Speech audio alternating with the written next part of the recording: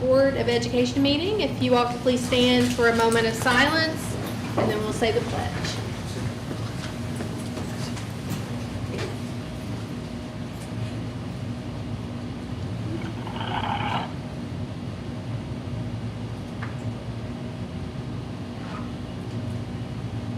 The pledge. I pledge Allegiance to the flag of the United States of America and to the republic for which it stands, one nation, under God, indivisible, with liberty and justice for all. Thank you.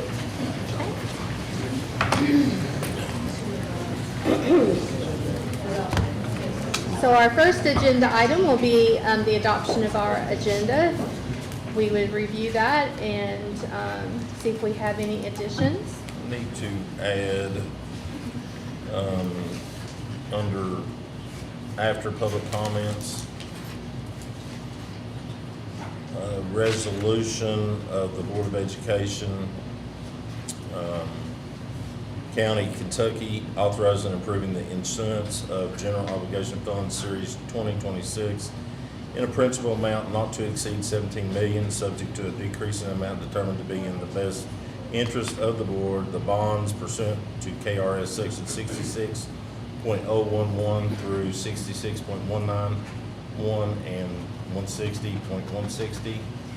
The proceeds of which are to be used for public school projects, authorizing the establishment of certain funds to provide for the collection to the extent required of the proceeds of a direct annual tax on all taxable property within the school district, in addition to all other taxes, authorizing the execution of the bonds and the disbursement of the proceeds. Therefore, authorizing the investment of funds pursuant to KRS 66.480, providing for delegation by the Board of Education of authority to the Secretary of the Board to determine certain matters relating to the bonds, and authorizing such other documents, agreements, and certificates necessary or required for the issuance of the bonds.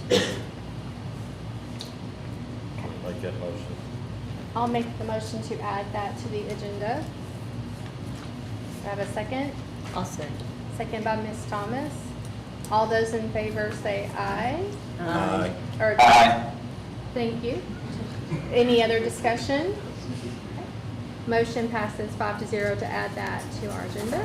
Are there any other comments about the agenda or any other additions? Do I have a motion to adopt the agenda as revised? I make that motion. So Mr. Kaiser. I'll second. Second by Mr. Dorsey. All those in favor say aye. Aye. Aye. Motion passes 5-0. Okay. Any other discussion on the agenda? Okay. Our next agenda item will be our public school recognitions. Mrs. Crosby.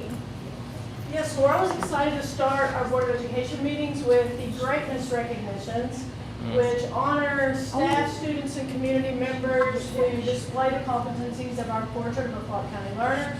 And it's always an awesome way to start the meetings. We're going to start out with Mr. Swart.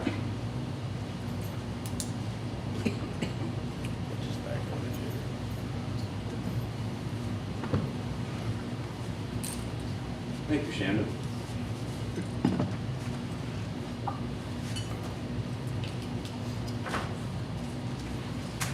I am honored tonight to be able to present this award to a student that we know very well in our building and who is an excellent all-around human being beyond this achievement.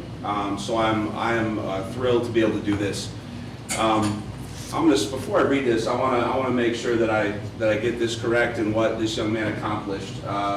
Raylan Anderson qualified in target pistol shooting for the Junior Olympics. He was able to get first place in the U15 division, and this is a national, Junior Olympic competition. It was conducted in Colorado. The top division is U21, so he's competing against adults. There's roughly 80 or 90 competitors. 75. And his all-around rank was 13th amongst these adults as well. So I want to make sure I pointed that out clearly. And to say this, while the world does see a trophy, or in this case, a medal, we truly do see a resilient learner. To be a resilient learner means more than just getting back up after a fall. It means maintaining absolute focus when the pressure is at its highest. Raylan Anderson has mastered the art of composure and persistence, qualities that allow him to adapt to pressure and stay focused on a goal. These are the same traits that drive academic excellence and personal growth.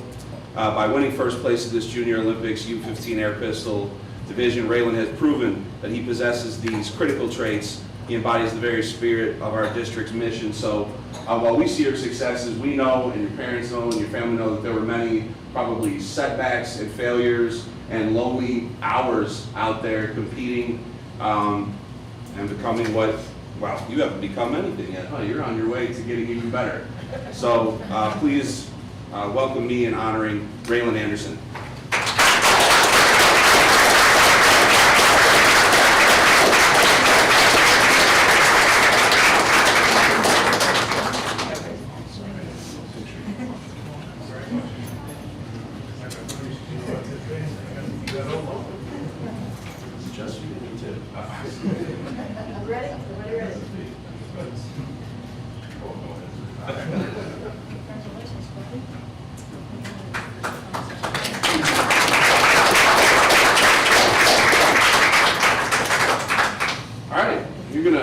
Probably hear from me a lot more than you want to tonight, but I'm up again.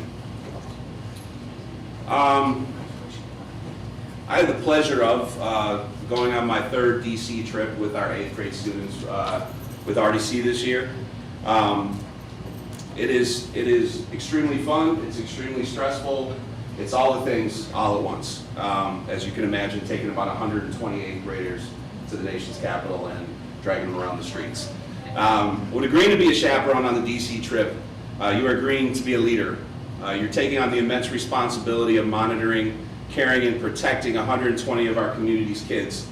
Empowered leaders exhibit such qualities as adaptability, effective communication, resiliency, and a collaborative mindset. When we had 2 students this year that became in need of emergency medical care, there were several people that stepped up, but these 3 people in particular really stepped up to meet the needs of our students. Going above and beyond their responsibility to care for our kids. In doing so, they displayed the characteristics of empowered leaders, displaying adaptability, resilience, and above all, love for our students, which is something that I think that we have in spades at RDC, and I don't think that's common everywhere, but this district in general, we care for our kids, we love our kids.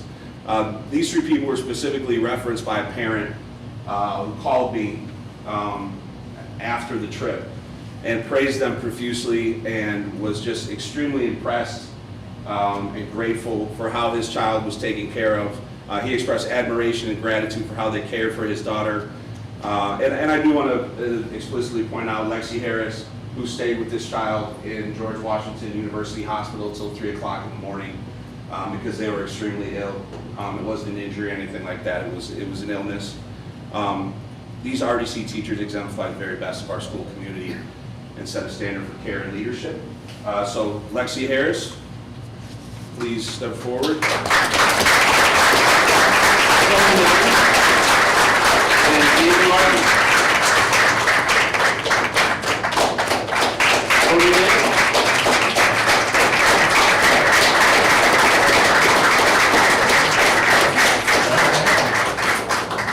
Mr. Schwartz, can you say their names again? Because Yes. there was clapping and we couldn't hear their names. Lexi Harris, Tony Mann, and Jamie Martin.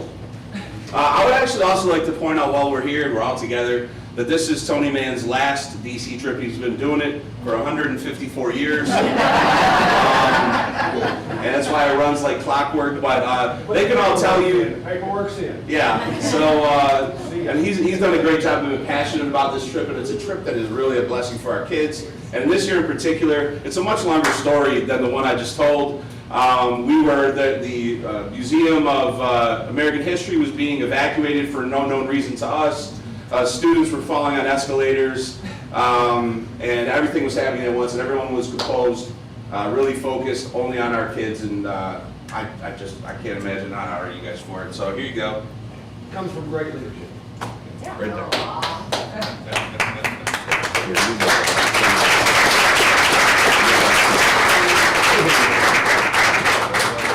More space time. Okay. I don't know. I'm just trying to get out of the way. No, I'll stand in the back. All right, here we go. 3, 2, 1. Thank you all. Thank you.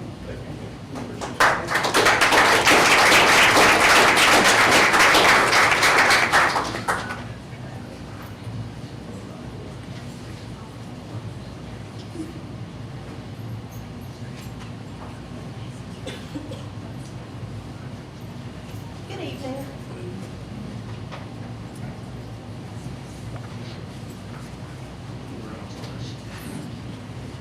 There's an old saying that smooth seas do not make skillful sailors. The teachers just recognized are a tremendous example of resiliency and empowered leadership, true skilled sailors in choppy water. While we are here to celebrate them, we would be remiss if we didn't recognize the person who acted as the lighthouse during those moments of weather on the water. Mr. Tom Swart is the epitome of the committed collaborator competency. As we know, being a collaborator isn't just about working well with others when things are easy. It's about taking in the concerns of others before taking action, keeping the focus on students' experience when personal exhaustion or adversity sets in, and being the person everyone knows they can lean on when pressure is the highest. While Mr. Swart's work in DC is commendable, we see this same spirit in him every single day at school. As an assistant principal, he is committed to collaboration through bridging the gap between administration, faculty, and families. He doesn't lead from behind his desk. He leads from the halls, meeting rooms, athletic fields, and the cafeteria. Mr. Swart, thank you for your resilience, partnership, and for being the anchor that keeps us grounded. We are a better, stronger team because you are a part of it.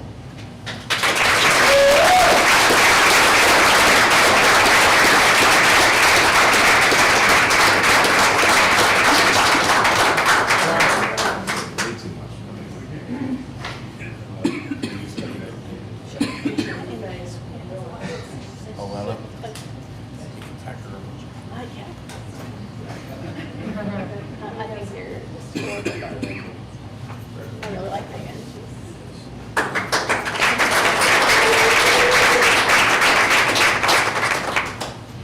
Similar to Mr. Swart, at the high school, we have had a young lady who has had some outstanding accomplishments.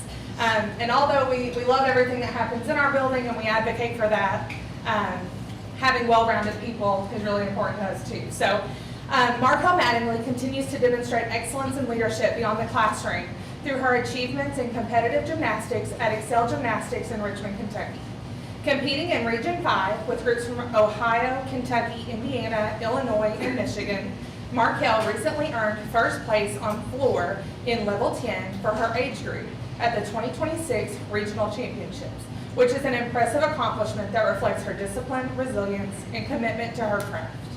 Her success has advanced her to the all-star level, where she will represent her region on the floor exercise at the USA Gymnastics National Competition in Oklahoma this May.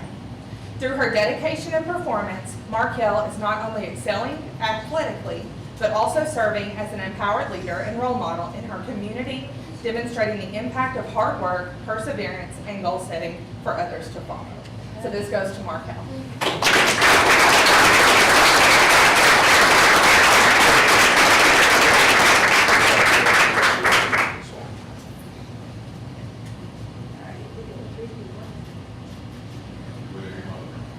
Oh, yeah.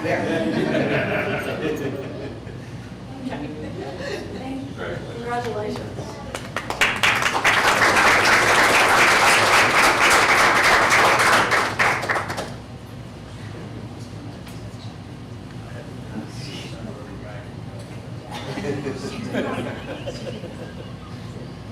All right, so it's my honor tonight to honor one of our teachers. I'm not going to say what his name is yet, but he displays the competency reflective innovator. I want to make sure I said that because last time I forgot. Through his commitment to creative thinking, continuous reflection, and student-centered instruction. In his classroom, he consistently challenges traditional approaches to teaching by designing engaging lessons that encourage collaboration, critical thinking, and active participation. Mr. Logan Holland regularly reflects on his practice and adapts his strategies to better meet the needs of all students. I don't know if you've ever seen the TED Talk, Rita Pearson, Every Kid Deserves a Champion. That's Logan Holland. Mr. Holland is a true champion for every single student in his classroom. He works intentionally to remove barriers to learning, differentiate instruction, and build strong relationships that help students feel supported and confident in their abilities. His willingness to try new approaches, refine them based on student needs, and share innovative ideas with colleagues demonstrates the mindset of a reflective innovator who goes above and beyond to create meaningful learning experiences. So it's my honor to present this.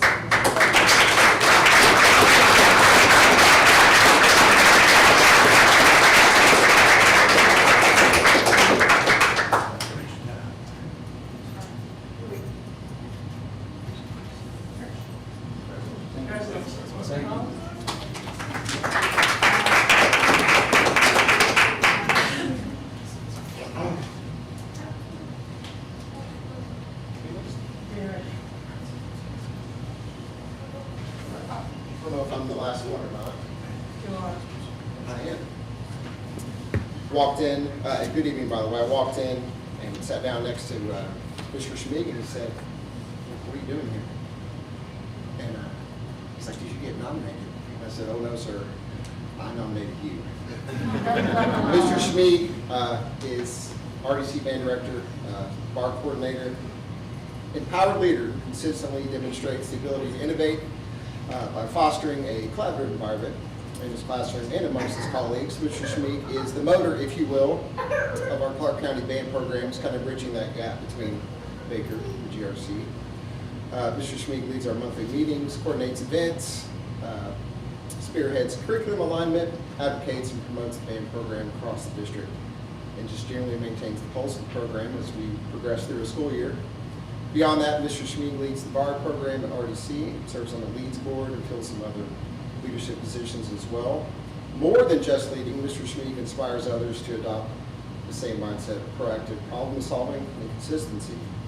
Through this combination of innovation, vision, and mentorship, Clark County Band Program, the future of the Clark County Band Program is strong. Thank you for everything you do, Mr. Calvin Schmig. Come on up.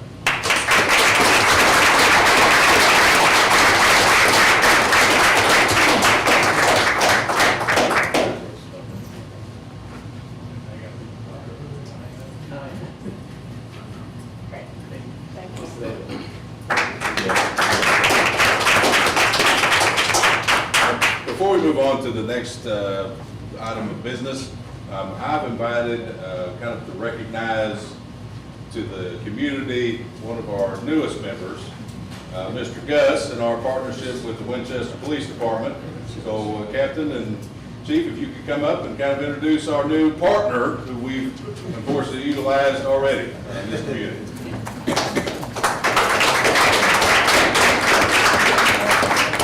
Thank you, Mr. Howard, for the invitation tonight. We're proud to bring Gus to you. When I became the chief a little over a year ago, Captain Charles came to me and said, "I want another therapy dog." He worked really, really hard on this project. He did a lot of research. He got a grant for $10,500. He came to you all and he asked for another $6,000. And he let me use local drug forfeiture money to finish off the remainder to buy a $23,000 dog. Gus trained for 8 months. Captain Charles traveled up to Ultimate K9 just north of Indianapolis, and he scoped out the facility. They picked out a dog, and that was Gus. And he worked well and trained for 8 months and came to the PD on March 8th, I think, March 10th, something like that. And then they trained Captain Charles, myself, 2 of our dispatchers, and 1 of your own, thanks to you all, Lauren Charles, as his handlers. He lives with Captain Charles and Lauren, and he has been to every school, I think, at this point, multiple times probably. He was at GRC yesterday. He's been fantastic. We couldn't be more pleased with him, and you all are as much as a partnership as anybody else. So just wanted to come and say thank you, introduce him to you, and as always, let us know if we can use him somewhere. You want to add anything? Captain Charles? No, I think I just want to appreciate the partnership. Obviously, when we lost Dave, it was rough, and we saw how valuable he was, and being able to add one so quickly back a year later is awesome. Gets me out of the office, which I really appreciate. And obviously, unfortunately, we do need these type of tools more often than I wish we did, but just in a day-to-day use, being able to go to schools, I've already been to the high school multiple times, so I feel like that's one of the biggest benefits I've seen is the high school kids that would not normally talk to me will come and speak. They have to talk to me because I'm home on leash. So he goes with my wife to Strode once a week. She's been incorporating him in therapy and things like that there at Strode as well. So he's been to every school minus, I think, child works out with Phoenix Academy. Other than that, he's been to every other school, and we'd love to have him. Just if anybody needs him, just tell him to reach out. He's a little high energy though, so.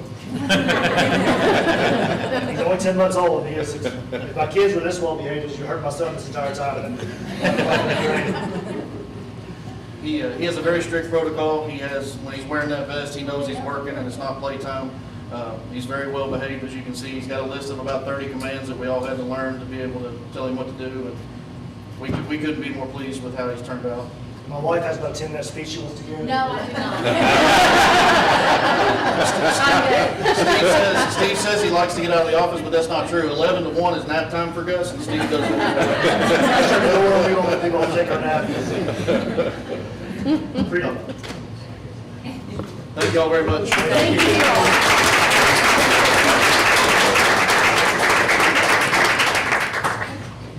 I need to back up to under the adoption of the agenda. I did not do the agenda item to consider approval of minutes from our special board meeting on April 21st, 2026. I'll make that motion. A motion by Mr. Kaiser, Second. second by Ms. Rowland. All those in favor say aye. Aye. Aye. Motion passes 5-0. Any other conversation or discussion about that? Okay. All right, our next agenda item will be public comments, if we have any public comments.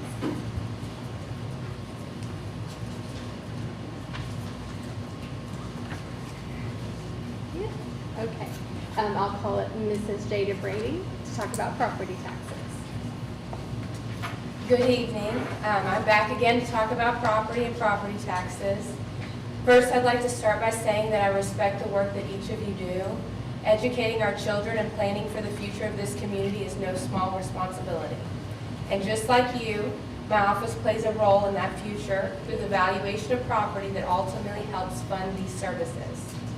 Now tonight I am asking once again that you take a careful and thoughtful approach as you set the budget, and specifically to strongly consider adopting the compensating tax rate for this year. Now, over the past several years, we have seen significant increases in property values across Clark County. These increases are not theoretical, they are very real, and they are showing up in the assessment notices for our residents.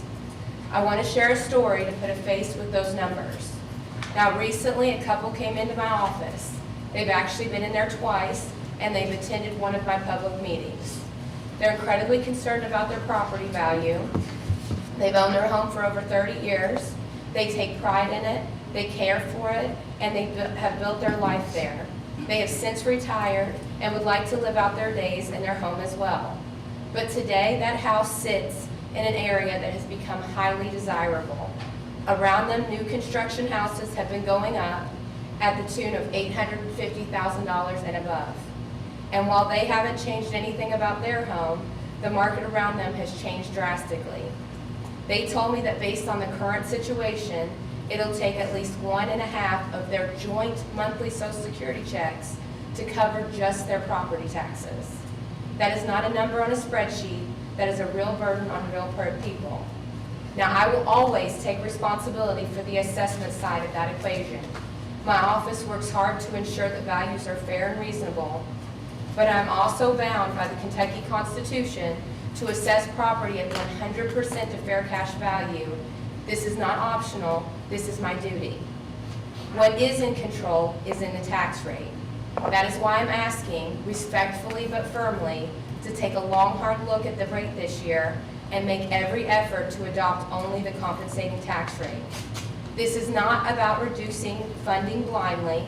It's about recognizing that when assessments rise significantly, Maintaining or increasing the tax rate only compounds the problem on the residents. I also want to extend an invitation to you all. Just like I asked you all last month, my open inspection period is coming up. It's been moved back a week. It'll be May 11th through May 26th. It includes both Saturdays in that time period. I'll be holding open inspection meetings in the PBA office. I'd encourage you guys to come and sit in, listen, and hear directly from the people of this county. Hear their concerns, their questions, and the realities when it comes to property values and taxes. Now, it's one thing to review numbers on a budget, it's another thing to hear the stories behind them. We all serve the same community. We all want what's best for Clark County. I've done my part to ensure assessments are fair and under the law.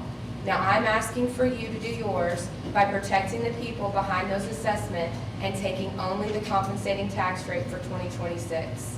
Thank you for your time today, and as always, go Cars. Thank you. Thank you. Thank you.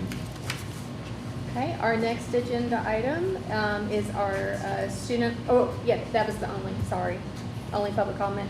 Our student learning and instructional services, and I'll call Mrs. Kelly Fiffin up. Good evening. Similar to our last board meeting, 2 of our schools will have the opportunity to present a brief overview of their work over the past year. As part of our administrators' ongoing leadership development that is centered on identifying each school's core priorities and big rocks, they will highlight their areas of focus, notable achievement, and opportunities for continued growth. Tonight, both GRC and RDC will present, but we will start with GRC, and I will turn it over to them. So before they speak, we need to back up. I was not going off of my computer. We need to talk about the other things. yes, The one we added. the one we added. Yeah. Sorry, guys. And I have to pull up my. Okay, so this is, it's call it Mr. R.J. Palmer. Thank you, Mr. Palmer, for coming in. Thank you. And we're going to consider the approval of adopting a resolution for issuance of bonds. All right, as in the past, it's pretty straightforward. This is your all's action in order to authorize us to issue the bonds on your behalf for the projects that you plan on undertaking this spring and later this summer at about $15.9 million.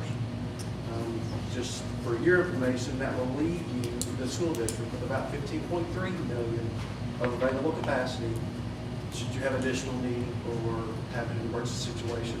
These will be 20-year bonds estimated to issue at about 4.3%.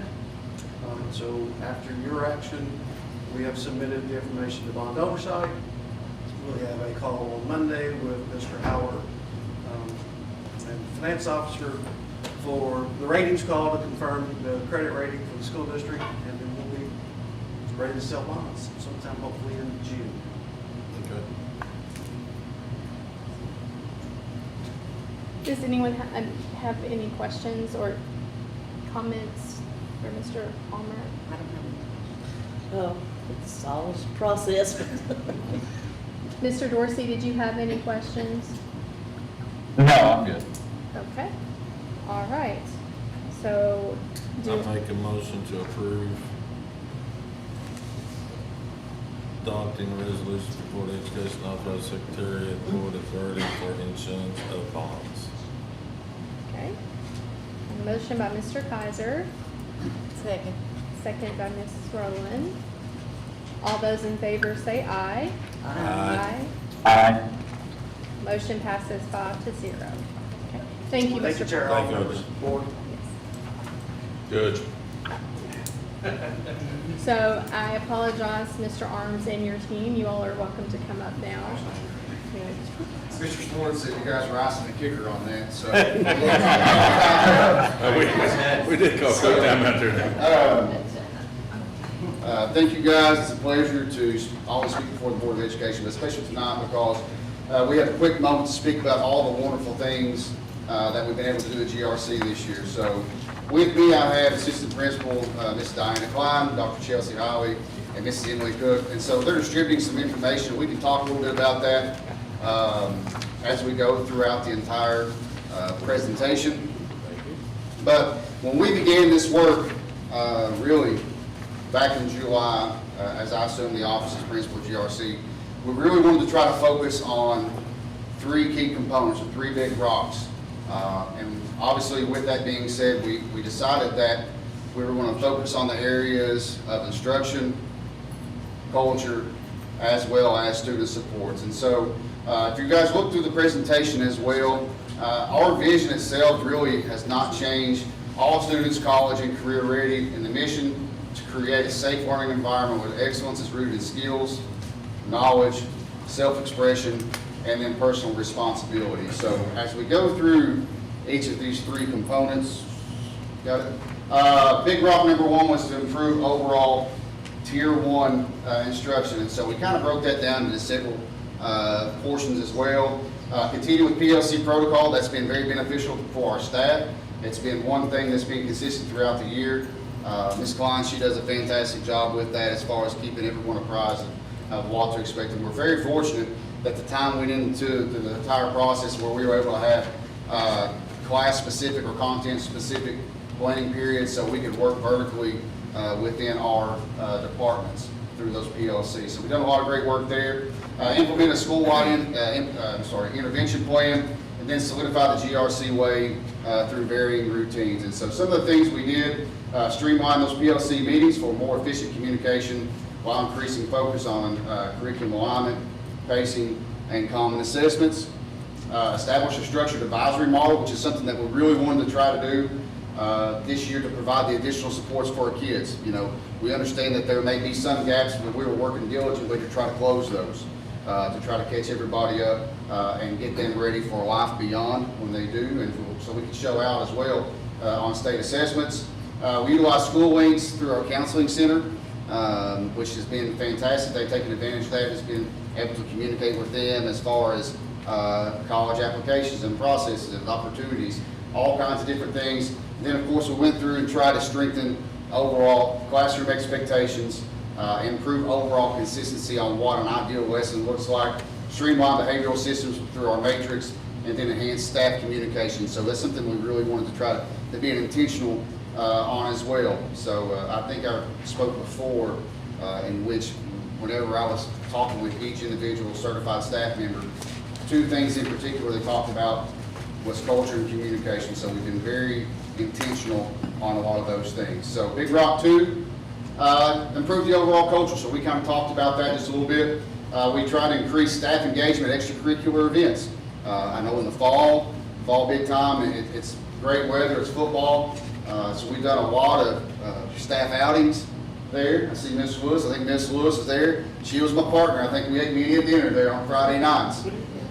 Food truck Fridays, we do a really good job with that. Get the not saying, we got a great cafeteria. I'll go ahead and tell you, it is awesome. And chicken wings and everything there, fantastic too. But it's just something extra that we bring in. Secret Santa gift card drawings throughout the course of the year. We also did 3 PBIS events, so there's got to be a fine line, fine balance. We got to reward those students for the great things that we look to see in them and that they display on a daily basis. And then we also set a retention goal for at least 75% or 80% at the start of the year. I know there's been a lot of attrition over the past few years. We really wanted to make sure that we kept those people, we grew our own, and we molded them to the way that we see fit that needs to be at GRC. And we're confident it's going to be over 90% for the year. So that's been a lot of work go into that. Overall, staff seem to really enjoy coming out, fellowshipping together. Upbeat surveys, that's one of the things you all have in your hand, as well as the impact surveys. There's a lot of growth. There's a ton of growth on there, and you can see, so the one upbeat survey that you all do have is in comparison for all the other schools in Clark County. I'll get to that in a second. The other is year to year with GRC, and there's been significant growth that we've had, double-digit growth in every single area, the same way as with the impact survey. School safety and order went from 55% to 70%. Satisfaction and purpose went from 73 to 84. So we're all in it for the same reason, and that's our North Star, as Mr. Howard refers to, and that's our kids. So it's been great. And then lastly, okay, increased supports for stakeholders, okay? Grade level teams, that's something else that we did, and I think Ms. Cook's going to speak on that later. With our bar program, I had a great familiarity with that coming from Johnson County, and we were fortunate to have 4 APs and 4 counselors. So one thing that I wanted to do is set up sub-teams within the team. So each grade has a specific point of contact as far as a counselor as well as an AP. Just that way we can have intentional eyes on a more narrower focus as opposed to the broad scale of things there too. Implemented weekly MTSS meetings. Dr. Howley, I know her and Miss Allison Nelson, they do a fantastic job there each week. Use early warning tool to identify credit supports for each student. Again, communication staff, I know Mr. Lumen, he does a daily game plan. So every morning they'll come in and they'll have like sub coverages and things like that. But we try to give our teachers a lot of notice as to what to expect, what each day is going to look like. I can remember my time in the classroom as a teacher, as well as an AP. One thing that I didn't really like is kind of being blindsided or caught off guard. So if we know what to expect each and every single day, then it makes things a little bit easier so we can prepare and acclimate and accommodate accordingly. And so in doing that, we've been very, very transparent in all things that we try to do. With that PD plan based on teachers' needs, that's something that has been fantastic. I know Ms. Fitton, she has worked very, very hard with her staff here too, and I've signed a ton of those, so it's getting done, but it's very, very good because it provides them the opportunities that they need in particular to ensure that they provide the best quality education that they can, and then intervention resources for our students. So some of those things, again, better clarity, tier 2 supports in place for those students, quality, relevance, professional development. I had a 19% increase, and the students are able to participate in new groups. So with that, new groups, new opportunities, and that's what we want to do, is to continue to grow. So try to circle back to what I said. The comparison data that you had from year to year with GRC, from year past to present, I am ecstatic and over the moon, but also in comparison to what we have in Clark County, one, that's a testament to all the great things that's going on. You know, see how much we've grown and still need to close that gap with some of the other schools. That's actually very inspiring because I know that work can be done. So I'm looking forward to embracing the process, growing together as we grow greatness each and every single day in our students in Clark County. And as Mr. Howard says, go Cards.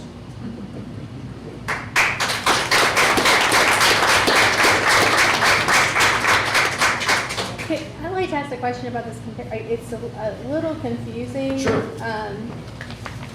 Because the numbers are so similar, and if it's compared. Okay, so the one is just GRC specific.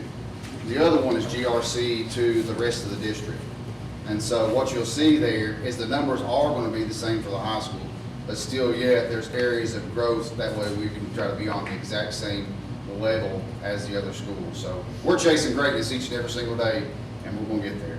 Because one says fall 2024 and then spring 2026. Yeah, so And they're fall exactly the 24. same numbers. Okay, so overall collectively, those numbers are going to be the same because it's our numbers that were given in 2026. The comparison data was when the survey was taken in 2024. So that shows you the growth from 2024 to 2026. Okay. And I can come up there, I can show you if you need me Yeah. to. The other thing that really caught my eye that I'm wondering about is the autonomy, appreciation, and work-life balance seem to be low. And we've done a lot of work to give them opportunities, but wonder why. Have you all talked about ways to help them with work-life balance? Because that's very important to me. Yeah, so I'll be honest with you. One of the very first things I did is, if they were like me, I know sometimes you have to do it, but I hate meetings after school. So anything that we've ever done has always been ran through PLCs, and that actually occurs during the actual school day. Unless there is something that is imminent or urgent that needs to be disseminated by myself or anybody in the staff, and anybody else on the staff, we don't do anything after school. We try to keep everything from 7:45 to 3:20. Now, I'll say this too. As with anything that is anonymous, there may be some things that are answered one way or another just because of protection of anonymity, right? Mm-hmm. However, if you go and you talk to anybody walking down that hallway, they will sit there and tell you that they're very, very grateful for the autonomy that they have in their classroom. Nobody's standing over top of them telling them how to do their job, because at the end of the day, the only person that knows those kids better than anyone is that classroom teacher that sees them every single day. They have the opportunity to build the relationships, understand what makes each one of those students tick, what motivates them, and how to best reach them. And just a little bit down the agenda, we've actually invited a guest to talk about this particular survey to kind of explain it in more detail. Oh, fantastic. So that way, Okay. hopefully that will clarify any 'Cause kind I'm of, like- Yeah. there's a lot of data, so it's data overwhelmed. Yeah. And I'll say this, so that bringing the data is probably my idea, because that's something you can't refute. There's so many great positive things that's in there, and it needs to be shared, and also give me an opportunity to brag on the wonderful people that we have working for us at GRC. Absolutely, yeah, I was Yeah. there today to do something and it was very welcoming. You had, Mrs. Harper was, subbing at the front desk and just, Yeah, yeah. she's been great. Yeah, just all that. But yeah, the kids, everybody seemed, it's very, when I say this, it's just very quiet. It's generally it was a quiet day. And I was there at noon. Yeah, well, I mean, there's probably multiple reasons for that. Sure, yeah. But I think that we've made tremendous strides throughout the course of the year. Yeah. Students are finally kind of figuring out the overall expectation of what that standard is that we have. And we don't just say it, I mean, we try to live it and simplify it in everything that we do every day. Right, yeah, wonderful. And your presentation was great. Thank you. Does anyone else have any questions for Mr. Arnold?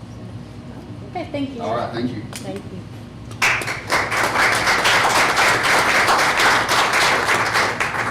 I know that I wouldn't. That's okay. Maybe we should put that in the file.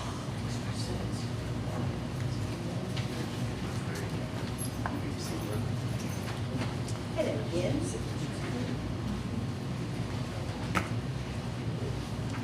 Well, it's our turn to talk about how wonderful RDC is. We'll start off talking about our purpose, our vision and mission statements both lend themselves to development, not only in academics, but in being decent human beings and illustrators of our Clark County portrait of learner. Just this year, we rejuvenated our behavior anchors to more closely align with our big rocks. So we have respect, which is related to character development, responsibility, related to engagement, and representing our school, which is related to our connectivity rock. So we'll go into each of those. Our first big rock was engagement, and the 3 items listed below that just show you kind of what framed that for us. So what we thought engagement needed to look like and what we needed to improve on. So academics, through generating intrinsic motivation in our students, the cultivation of productive learning communities among adults, and an increase in cooperative learning across content. So those were kind of our anchors within a rock. So some things that we did, walkthroughs and formative feedback were pivotal for this, and a ton of sharing. So we shared things like data and PLCs, instructional successes, and things that we needed to improve on, and also leadership and decision-making within our school. What results did we get? Well, they look pretty good. We had a 10% decrease in novice in reading from August to March, and a 9% increase in proficient and distinguished on our already assessments. In December, so when kids took this in the wintertime, I already predicted that if students achieved their annual typical growth, we would have 48% of students scoring proficient and distinguished on KSA at the end of the year. When students take this same test in the spring, they don't give us that predictor, but in March, they do give you a projection if students show no additional growth. So when our kids took that in March, according to iReady, in reading, if they showed no additional growth, we would have 49% of our students proficient or distinguished on KSA. So our students actually outperformed the forecast that we were given in December, which was really encouraging. And we've had a ton of learning going on since, so I'm really excited to see how that shakes out in the fall. As far as math goes, we had a 6% decrease in novice in math from August to March, and a 13% increase in proficient and distinguished in math, which is really something. And if we look at the same projection, in March, I already predicted that if students showed no additional growth after they took that test, we would have 42% of our students proficient or distinguished on KSA and math. So they were just 3 points shy, 3 percentage points shy of outperforming the forecast there as well. So for us, That's really encouraging, and it shows us that the actions that we're doing are impacting our kids in positive ways, and we're getting really tremendous results from that, so. Mr. Tom Swart, Assistant Principal. I'm back, I told you to come back. Our second big rock and area of focus is character development. We do this specifically by attempting to increase empathy among students, improve social interactions beyond the screen, as most of our kids' social interaction these days, unfortunately, is in front of a screen. We do this with weekly, well, let me start with this. We have a program in our school that if you've heard us talk, you've heard us talk about it. It's called the BAR program. It stands for Building Assets and Reducing Risks. It covers a lot more areas than character development, but it really specifically targets intentionally character development. And it does this with weekly activities called I-Times. I-Times are designed to foster relationships, teachers facilitate weekly lessons focused on helping students learn and practice essential skills. These I-Times lessons are a pillar of the BAR program, and they've really impacted how we teach character development. And without character, I really think that as we drive towards normalizing and really implementing our portion of a learner, so much of it depends upon character development and teaching the whole child. These I-Times do a great job of fostering that. We also do this with, we touch on interpersonal skills through the implementation of cooperative learning strategies. Many of these strategies are not just to teach content, they're also to help students learn how to communicate.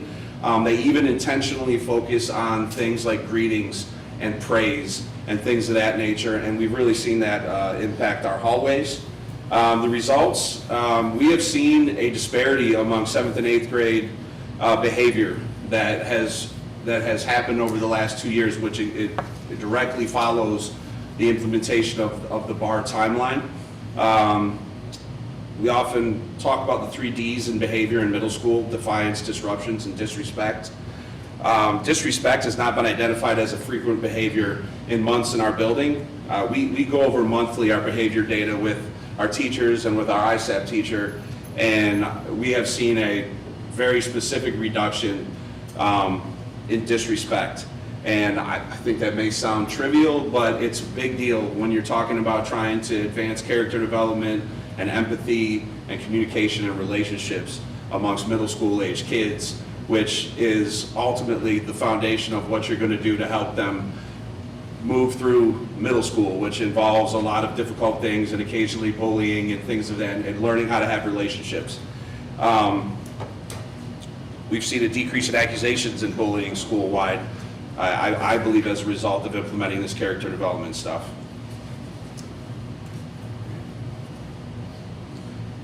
Next, and I think this pairs well with character development, our third big rock is connectivity. We're aiming here at increased student perceived connectedness to the school, increased peer relationships through participation again in I-Times, decrease gaps in connectedness based on demographics. What do we do? Again, our I-Times lessons really focus on interpersonal skills. They focus on empathy, in lack of a better way to put it, sometimes really just getting to know their peers and also their teachers, which I think is important to point out. Intentional positive outreach to students through postcards, parent square, and interactions. We literally have a teacher who makes postcards and gives out kind of positive affirmation to students, and also uses parent square. Every student in our building this year has had a birthday card mailed to them. A simple gesture, but I think an important one. And also we have started announcing birthdays during morning announcements, calling them down to the office, giving them a birthday treat in an effort to, again, to feel connected, to feel part of what we're doing there, not just a place they get dropped off for 7.5 hours a day and go home. Intervention structures. We have great programs like BAM and GLOW, which focus on personal and character development for young men and women. We have new opportunities created in the clubs we offer. We have everything from kickball club to a debate team. We have a new class here in the last 2 years that's really jumped. It's called Media Makers. It's a great precursor to what we have at the high school. And it's allowed students to get involved with each other and really establish a leadership role in connecting and communicating with their peers and with their teachers and with their principals. So the results we have on the right, students have the top pie chart are students that have identified a trusted adult in our building. This was done some time ago and will be done again. I would expect that those numbers would increase. And then the second one is students that are participating in extracurricular activities. And I think that is a very good result, and it's also a result I think we expect to increase and would like to increase.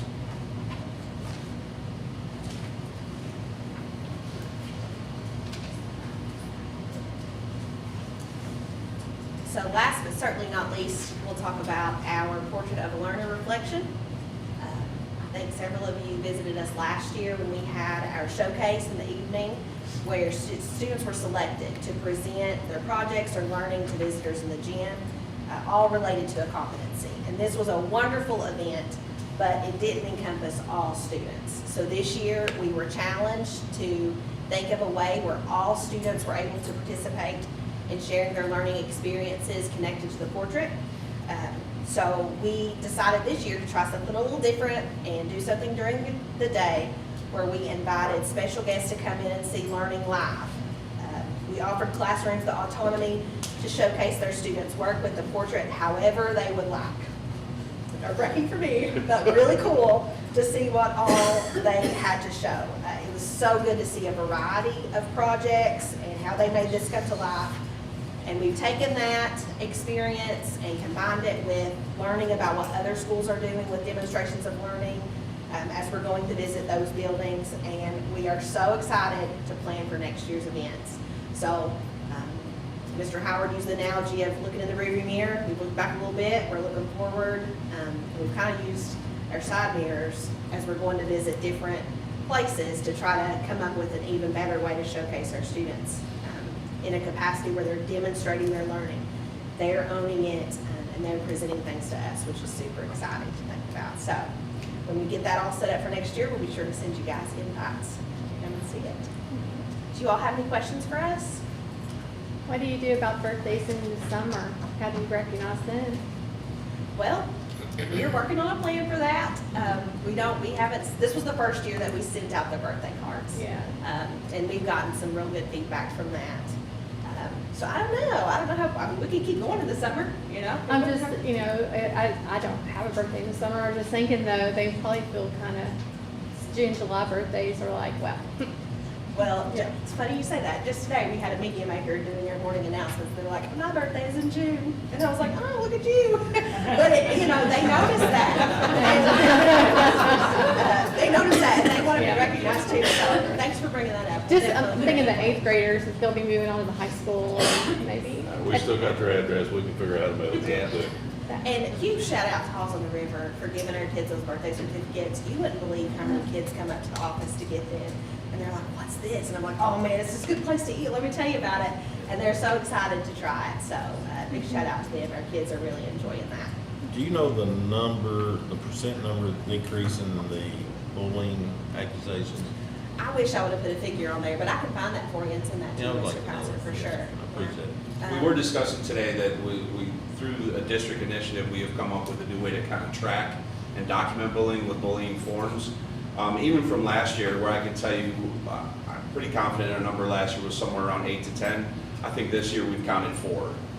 Which is a significant decrease in those forms, which is an interaction or an incident that has kind of graduated to that repetitive bullying situation. I just feel like that age group is the most prone at that. Yes. Yeah. They're mean. For sure. The work we've done with our bullying prevention MTSS group has really been valuable. So our teachers are using common language, and it's almost like a roadmap for kids. Like they're using that language to teach them, like, okay, you've brought this to us, let's go through this together. And so it's really reducing the amount of times we hear the word from our kids, just because we're explicitly teaching how to figure that out, which is nice. It's going to exist, unfortunately, but we do feel like this year in particular, we've got a lot of things in place that are good to prevent it. And I'd say we could probably count on one hand, like the substantiated cases where we needed to do something drastic. This is anecdotal, but I think that there's been an increase in the use of the bullying prevention line, which I'll be honest, sometimes middle schoolers get on there and just put some ridiculous things on there to have fun. But sometimes you get on there and it just introduces you to a situation that you didn't know was going on, and you don't even need specific, names about everybody. It can just help you intervene. And a lot of times in situations like that, just letting the kids know that we know, that we're aware, and that we're watching it goes a long way. Yeah. Good. The big shout out to Ms. Thomas. She joins us for a lot of those meetings, and I know Ms. Hall was on there previously, so this is where it's important that the board's involved and can see specifically how we're attacking and providing resources and tools and a common language for our administrators and our teachers and our kids. Appreciate it. Thank you all. Thank you all.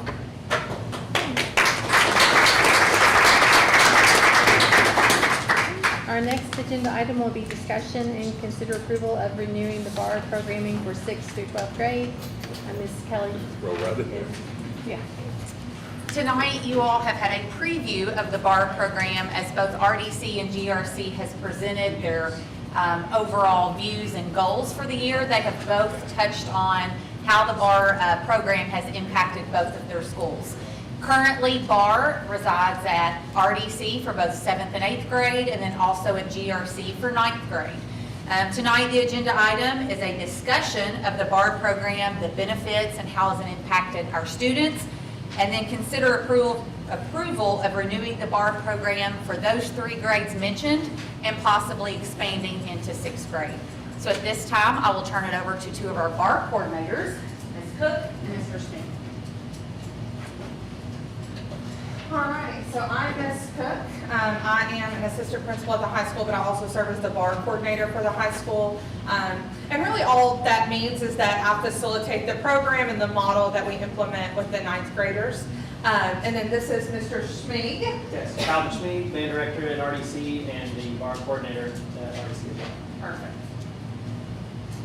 So the BAR model works, and what we have seen is it takes these 2 pillars of data and relationships, and then basically uses that to attack the child from every side. And whenever I say attack, I just mean encompass and provide support on all different sides. So we've talked a little bit tonight about we do I-times, which are weekly character development lessons that they get. It's not a special time. They get it from their teachers in real live classroom settings. So it's not them going to the auditorium and all doing one big lesson. Their teachers, their math, science, social studies teachers are delivering these character development lessons, and they're embedded in all of their instruction, which develops relationships. And then we do something called block meetings. Block meetings are where we intentionally cohort kids, and we talk about kids weekly. We make intervention plans. We tier kids based on levels. But we do that, like Ms. Fitton said, we do that for 7th, 8th, and 9th grade here in the district. This is something that Mr. Schmig made, so I'm going to let him speak. Yeah, I'm going to use my phone for notes if that's okay with everybody.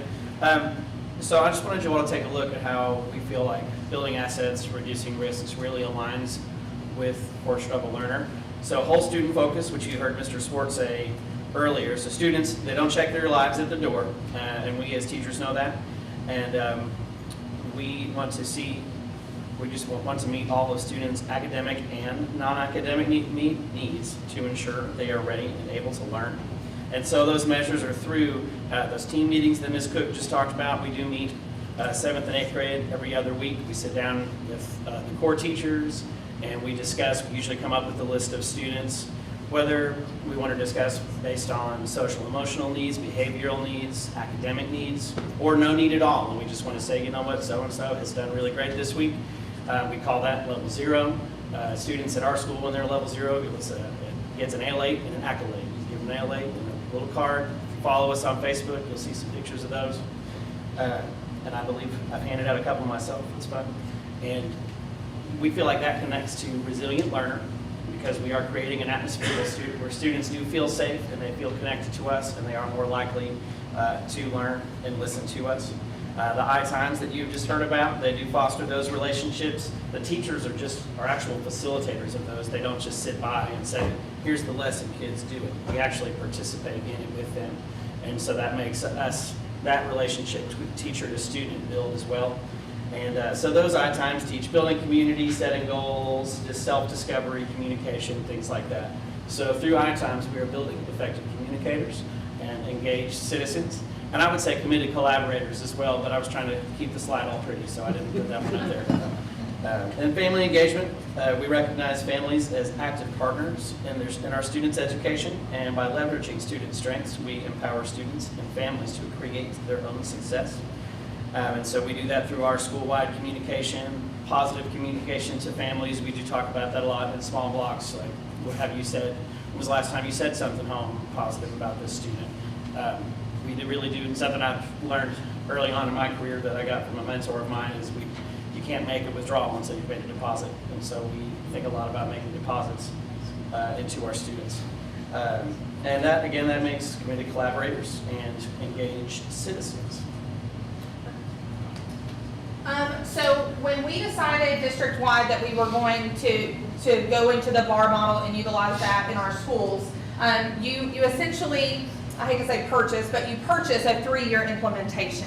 And through that, we got a coach for both the middle and the high school. We have weekly coaching sessions, and she actually visits us and does site visits 3 times a year. She's coming tomorrow and Thursday, so she'll be in district then. But you also get all access to the member portal. So you get access to your spreadsheets, and you get access to your tracking tools and all of your I-time curriculum. And then it's a 3-year process where you get 2 days worth of training every school year as well. So in addition to the weekly coaching, our teachers actually were able to get 12 hours of professional development every summer related to the BAR model, but also some specific things that the BAR model tries to target. So through our 3-year implementation, you can just kind of see through here how we implemented that. We started small. We started with teaming at the 7th and 9th grade level.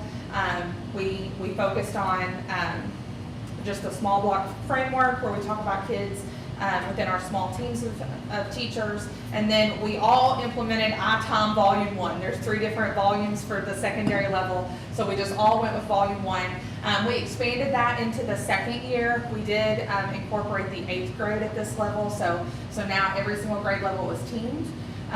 We were kind of divvying up who did which volume of the curriculum. And then this year, our 3rd year of implementation, we were able to establish Community Connect, which is a deeper meeting. It's another meeting where you sit and you talk about the students, but these are students who need more like Tier 3 intervention. So they need things that cannot happen just in the classroom. They need things that might need a youth service center. They might need a nurse involved. They might need an SRO involved.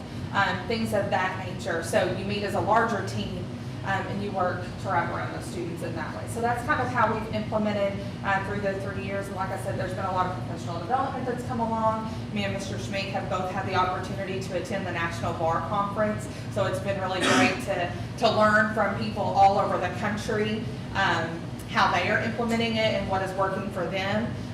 Last year, Mr. Schmink and Ms. Smith got to present at the conference.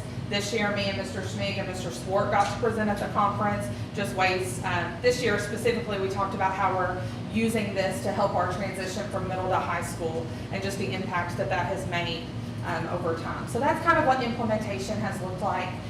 The rest of our presentation, I guess you can go to the next slide, sorry. I'm going to talk about every student now. Yeah, sure. And I want to backtrack for a second too on, you don't have to move the slide, but on I-times, it's important to note that those lessons are aligned to our Kentucky standards for our counselors. Our middle school counselors are very excited about that. And I think it's important to know that BAR really did their work and their research to make sure what they're giving us is a good product that works for kids and legally in the state. Okay, so every student note is you've already seen those 2 little graphs that Mr. Swart shared. And so what we did at the beginning of the year, just inspired by BAR, was this student questionnaire that was just asking all sorts of questions, like, do you feel you have a trusted adult in the building? Do you feel like, are you involved in anything? is another big one on there. What do you see yourself doing after high school? What are some things that you're worried about being at a new school or a new school year? Just things trying to get to know the students a little quicker. And so we did that once in the beginning of the year, about October, maybe late September. We did it again in December, and then we actually just did it a couple of weeks ago for the third time. And I didn't have time to get this new one up. So what you're seeing is the results from December's. So we have, since December, we've had 73% of students feel like they belong here, and 61 of students that are involved in something after school. So it might be higher now. I don't know because I haven't looked, but it's. I think we're in a good place with that. I do like this, and I plan on doing it again next year. Okay. The rest of what we kind of have to present, I'm not going to sit here and go through every single number on this spreadsheet. You guys have it. I know you've been able to review it, obviously, but we have been doing BAR now for 3 years, so I think it's important to just take a look at trends that we're seeing and some big areas of concern. You know, we want to talk about attendance, we want to talk about behavior, and then failure rates. So at GRC, we have had some growth in attendance with our 9th grade students. There are obviously some months that drop off. I don't want to say that we've seen nothing but positive trends. But the thing that I really want to hit on is our chronic absenteeism with our 9th grade students. So chronic absenteeism is a way to kind of track trends outside of just average daily attendance. So our chronic absenteeism for 9th grade students has decreased by almost 3% since the 22-23 school year, which is really awesome and puts the 9th grade at a lower rate than the rest of the district as well. So that's something that I'm really proud of as we look at that. Yeah, and this is RDCs. So you can see they are pretty, attendance has been pretty much the same. It kind of stays in a little bubble there for attendance. Does dip down as you get closer to winter break, dips down as you get close to spring break. But over the 3 years that we have done BAR, it's stayed pretty consistent. What I did not get to put on there though is that chronic absenteeism, and that is down to it just hit 1% for like the last month I looked at it. So kids are coming to school, and chronic absenteeism, as you know, is 10 or more unexcused absences. So we're seeing less of that from less students, and I think that is a positive we have seen. If you know me at all, you know that I'm not known as being the lenient principal in the building or the one to let kids get by with things. I'm loud. I have a reputation for this.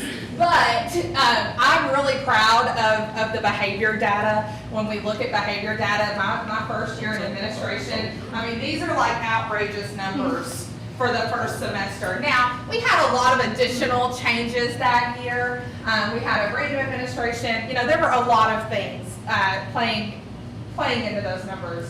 But as we implemented the BAR model, and as our teachers began building better relationships with students, more intentional relationships with students, you know, some of these numbers are cutting as much as in half over time. You know, 80 from the first year in August to 13. And those are the number of incidents. Those aren't necessarily the number of students. So I think if I had thought the forethought to put that on here, I think that the number of students would have been even more impressive. But and then if you want to go to the next one, just over time, we've seen a huge decrease in cell phone violations, skipping, disrespect, defiance, and disruption. At the 9th grade level, we focus on the 3 Ds as well. Because they're not a lot different than the 8th grade level. So seeing decreases in those is really good. We have seen an increase with our tardy to class referrals, and that has happened specifically this year. But I think that that's attributed to the fact that we have a better system for tracking tardies to class. In the past few years, we've really relied on individual teachers to keep up with that. You know, and hey, when this kid gets to 3 tardies, write a referral. So we have all that running through our attendance office now, so it's just a lot easier to track and make sure we're being consistent and accurate with every student. So I think that attributes to the increase in that. Mr. Mason. Yeah, so here's RDCs, and I'm just going to read you some of my takeaways as you take a look at that. So we have seen an overall decrease for 8th grade from 24 to 25. And I like to look at that because that's the same group of students. So those students in 7th grade, you know, they had bar in 7th grade. They had those I-times through 7th grade. And that through that next year, the numbers come down overall just a little bit. I do believe a lot that like high expectations and accountability earlier in the year has led to a decrease. And we do see some outliers here and there, but those outliers are usually close to breaks. And yeah, we can go back to that for a second. Another thing to point out that I, like Ms. Cook just said, I wish we could also put in there the number of students, but we were just trying to keep it short and succinct. You know, if you look at a month like March 2025, 7th grade, you're like, oh my gosh, what happened that month? But that was actually like, that was only 30 students. So it looks like a lot of resolutions, but you're seeing a high number of incidents done by a fewer number of students. And like Mr. Swart pointed out, we are seeing a lot less just of the disrespect, the defiance, and the disorderly conduct. So the 3 Ds, as we call them, are starting to come down. Thank you. And then the last thing we want to talk about is our failure rates and what those look like over time. So if you want to go to the next slide. These are failure rates for GRC over the last 3 years, and these are not GRC as a whole. These are the freshman class of GRC. So over time, we've had fewer students failing that first quarter. So when we started our program, we were at 7.58% failing, and now we've kind of averaged out at the range of 4. And whenever I give you a percentage here, I'm talking about credits attempted versus credits earned. So out of the 100% of credits that were earned, quarter 1 this year, only 4.8% of those were failed, which is a lot better than 7.58. Quarter 2, of course, this is the quarter that leads right into Christmas break. Kids start getting tired. They're like, oh, we're almost halfway through the year. We've cut that in half over the last 3 years. And then you can see quarter 3 as well. So we've had some major decreases from year 1 to year 2, and then we've kept a pretty consistent rate going into year 3. So I think you see a lot of change from year 1 to year 2, but a lot of consistency as we've continued to implement. Pretty similar for us as well. You see there is a pretty significant drop from year 1 to year 2, and then we do kind of stay consistent. You'll see though there was a big kind of jump here the last 2 quarters for 8th grade especially, and just my interpretation of that is that the expectation changes from 7th grade to 8th grade, and so as those students move up, what we need to figure out is just how to help our students reach that expectation we want, and that's a discussion that I think we'll have as a staff. That's all. So as far as next steps go, and this is what Ms. Spitzen kind of alluded to, we've shared a lot about the program, and I think over the past 3 years we've had a lot of discussion about what the program does. As far as 7th, 8th, and 9th grade goes, we are through with our 3-year implementation phase. So our coach has informed us, once you're a bar school, you're always a bar school. You have the portal login and you have all of those things, but what you don't have is the intentional support through a coach or intentional support through professional development for your staff. And that is where a Thrive contract would come into play. So I have shared this with you guys, you all obviously have it, but I think as we move forward, I think the conversation needs to be, is a Thrive contract something that we as a district would like to do, and is that something that the board would support? And then if so, what tier would be best to support the needs of our district? So all the different tiers, you can kind of see what is offered. Our bar coach, to be honest, feels because we have maintained so well through our implementation phase, our bar coach has really kind of honed in on tier 2. But we're open, obviously, to anything. Me and Mr. Schmeek, and I'm sure everybody in the room.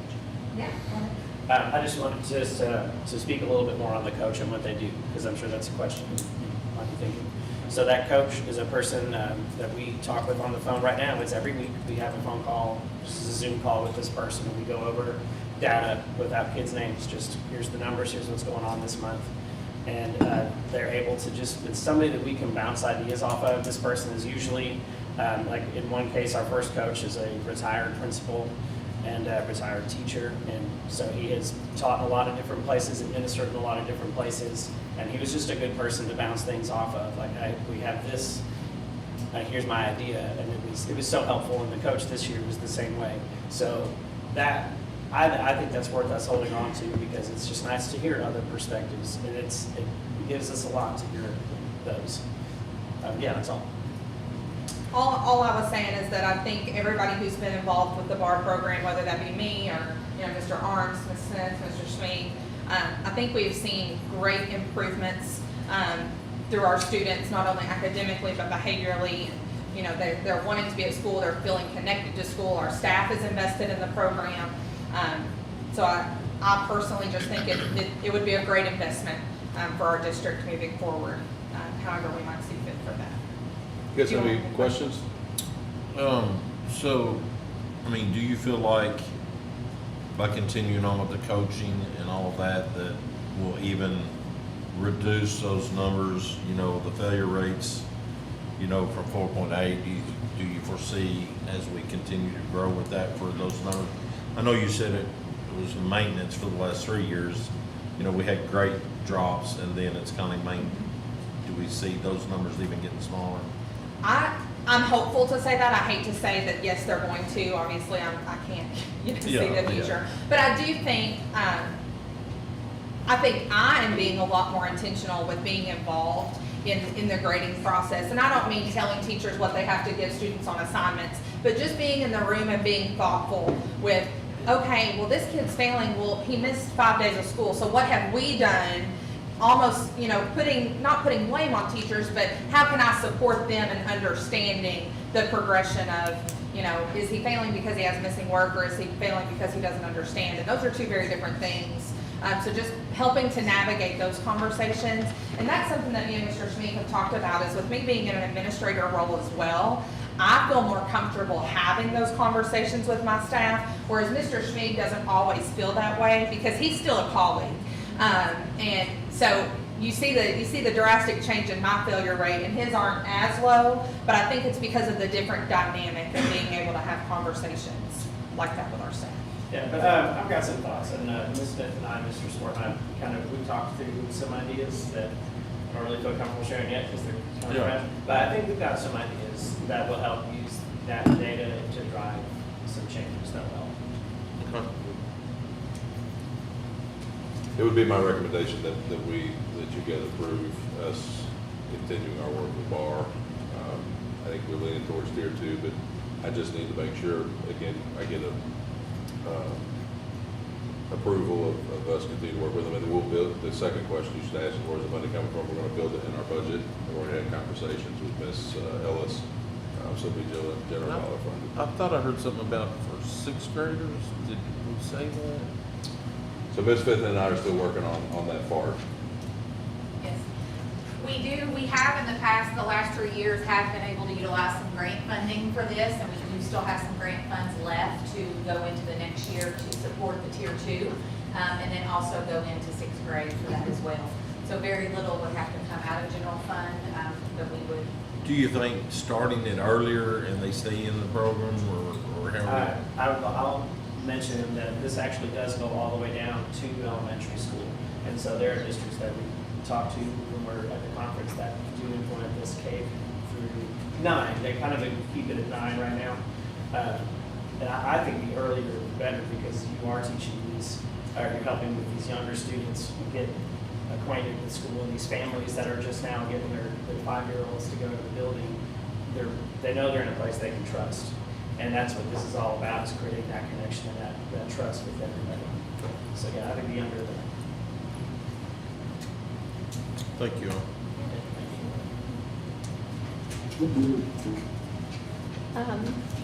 So do we need to make a motion for something like Yeah, this? but considered motion would be considered approval of renewing the BAR program 6th through the 9th grade. Yeah, it needs to change from 6 through 12. It'll be only through the 9th. Okay. So I'll make a motion. So tier 2, yeah. Sorry. Go ahead, Ben. No, yeah, go ahead. I was just saying tier 2 through 6 through 9. Is that what? Yes. Okay. Yeah. Gotcha. So are you making? I'll make the motion to approve the usage of the bar program and from 6 through 9, you know, as the recommendation followed. Okay, so I have a motion by Mr. Dorsey and second by Mr. Kaiser. Does anyone have any conversation or discussion? I just want to say that I remember when we implemented this, and it's really great to see I can't believe it's been 3 years, it's been one, but to see the data to show what it has done and the hard work you all have put into it. So I'm really impressed with all that.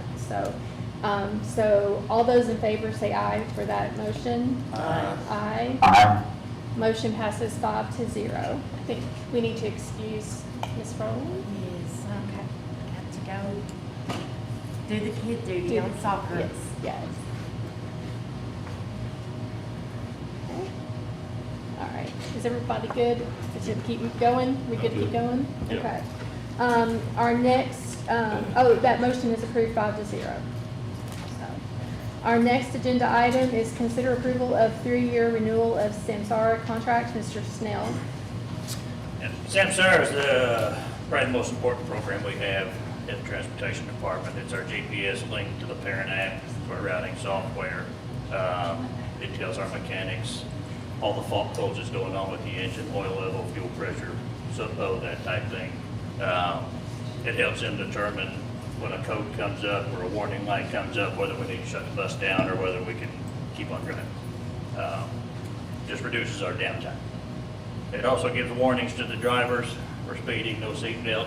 They pick up their phone, it'll talk to them, tell them put the phone down. If it's speeding, it'll tell them slow down.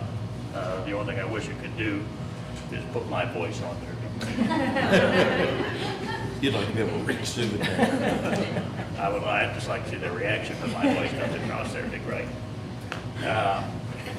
But it gives us stop arms. We know if a parent calls in and says, didn't stop at our stop today, or what time did the bus stop, we can pull up the exact time that the stop arm was deployed. It'll tell us exactly where they're at.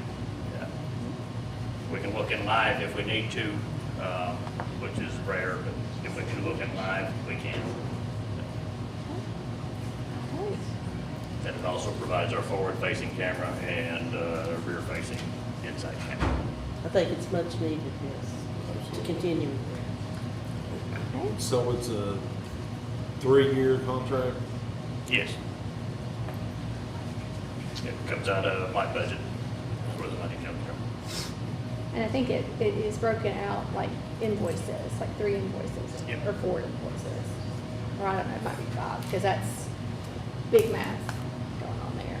So, over 36 months. There we go. Okay. Do I have a motion? I'll make a motion to approve the 3-year renewal. Okay. I'll second that All motion. right, I have a motion by Mr. Kaiser and a second by Mrs. Thomas. All those in favor say aye. Aye. Aye. Motion passes 4-0. Any other discussion? Okay. Move on to the next agenda item by Mr. Snell is consider approval of contract with Fayette County Public Schools for third-party examiner services CDL testing. Yeah. The third-party examiner is who, once we're done with our training, that's where we go. We send our drivers to them to do the actual driving part of the CDL test. There's only certain third-party examiners in the state. Fayette County is the closest one to us. We send the Fayette County from the Moorhead. Fayette County requires a contract for us to enter into. Used to be the state would pay for it and reimburse the third-party examiners. They're no longer doing that, so that's going to come out of our budget now. So is this for a new CDL driver? Yes. Or is this, okay. Yes, brand new CDL drivers. And this is more specific for school bus, not just. This isn't just school buses. Okay. All right. Do I have a motion? I'll make that motion. Motion by Mr. Kaiser. And go ahead, Ms. Thomas. I'll second it. Second by Ms. Thomas. All those in favor say aye. Aye. Aye. Okay, any other discussion? Motion passes 4-0. Okay. I'm now going to call up Mr. Brandon Watkins to discuss the next agenda item, consider approval of lease for additional childcare space at BCTC Winchester campus. So we've got an opportunity to continue growing greatness. Our nest at Vault Road has been a huge hit, a huge success. It's been one of the biggest recruitment retention strategies that we've been able to employ and have success with. VCTC opened the door for a collaboration with them to be able to lease some of the space there in their building on Rolling Meadows. They have 3 classrooms down there that used to be a child care center and an office, and this, as you are presented with the lease for that. Are we ready to fill it up? We can, yes, sir. Good deal. It's a really nice space. It's kind of up underneath. It's not near like the students that are coming around. It's kind of its own Correct. space, and just it's set up really well down there. So Is it on the campus or across the road from what they just bought, or? It's on the 2020 side, which was the original building, not the Amazon building. And it's around the back side. On the bottom has its own entrance, its own playground, its own kind of everything right there. it's real nice. Sounds good. I'll make a motion to approve the lease. Do we know how much? It was a little over $2,700 a month for the lease, but we'll be able, it will pay for itself based on the rates that folks pay for childcare. Childcare. So it doesn't cost us any additional. So this is something where staff lease their kids, and they get a reduced rate or anything? They do, they get a much reduced rate. Dr. Parrish has done several wage studies across comparing us to other folks, and we stack up really, really well to the tune of about $20 a day. And we feed them, and we open up when school's closed. This will be open all year too. This will be open all year. We just maxed out capacity. We've expanded. Oh, you're staying building. open. We've got a waiting list. We've got, I don't know, 70 babies coming, okay, 18 babies coming in the fall. And we can also then not have to just prioritize our teaching staff. We can open it up a little bit more to our classified staff and folks. So we expect to do very, very well. This is a good opportunity for us. Any other questions? Okay. I make a motion to approve the lease for additional childcare space at BCTC Winchester campus. Second. I'll second. Yep. All right. Take your pick. Take your Okay. pick. I'll have Mr. Kaiser second since he spoke up first. All those in favor say aye. Aye. Aye. Motion passes 4-0. Any other discussion? All right, we'll move on to our next agenda item, which is consider approval of construction bids for the practice field turf as part of the miscellaneous renovations at RDC, BG number 26108. Mr. Brian Buckner with Ross Karen. And Mr. Craig Music. Mr. Music. How are you guys? Good. So I'll get us started here. So when we were here last, you guys approved the construction drawings for the practice field over at GRC. Brian flipped those to us upon approval. We put them out to bid. We opened bids on that last Thursday over here. We had 3 bidders. We had one bidder that was significantly lower than the other 2, but all 3 bidders were very capable of doing the work. All 3 do very good work. So we were very pleased with the bid results. SEO Sports Fields bid, they were the highest bid. Their bid came in at $1,130,723.06. Followed by the Moats Group, which was our second place bidder. Their bid was $1,033,044.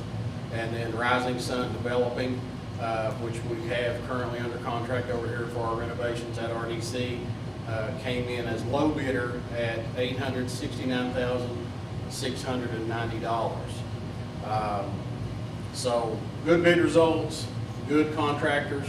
Rising Sun is more than capable of doing the work. They intend on using Sprint turf. Sprint turf should have no problem meeting the specifications for the turf.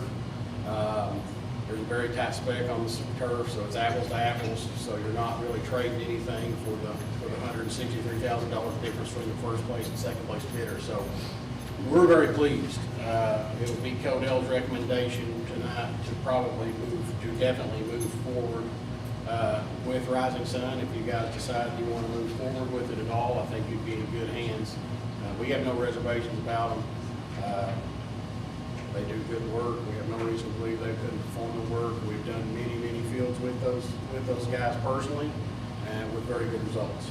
So, Do you think the reason they're cheaper is because they're doing the other job already, or? I think that probably helped. They've already got guys on site.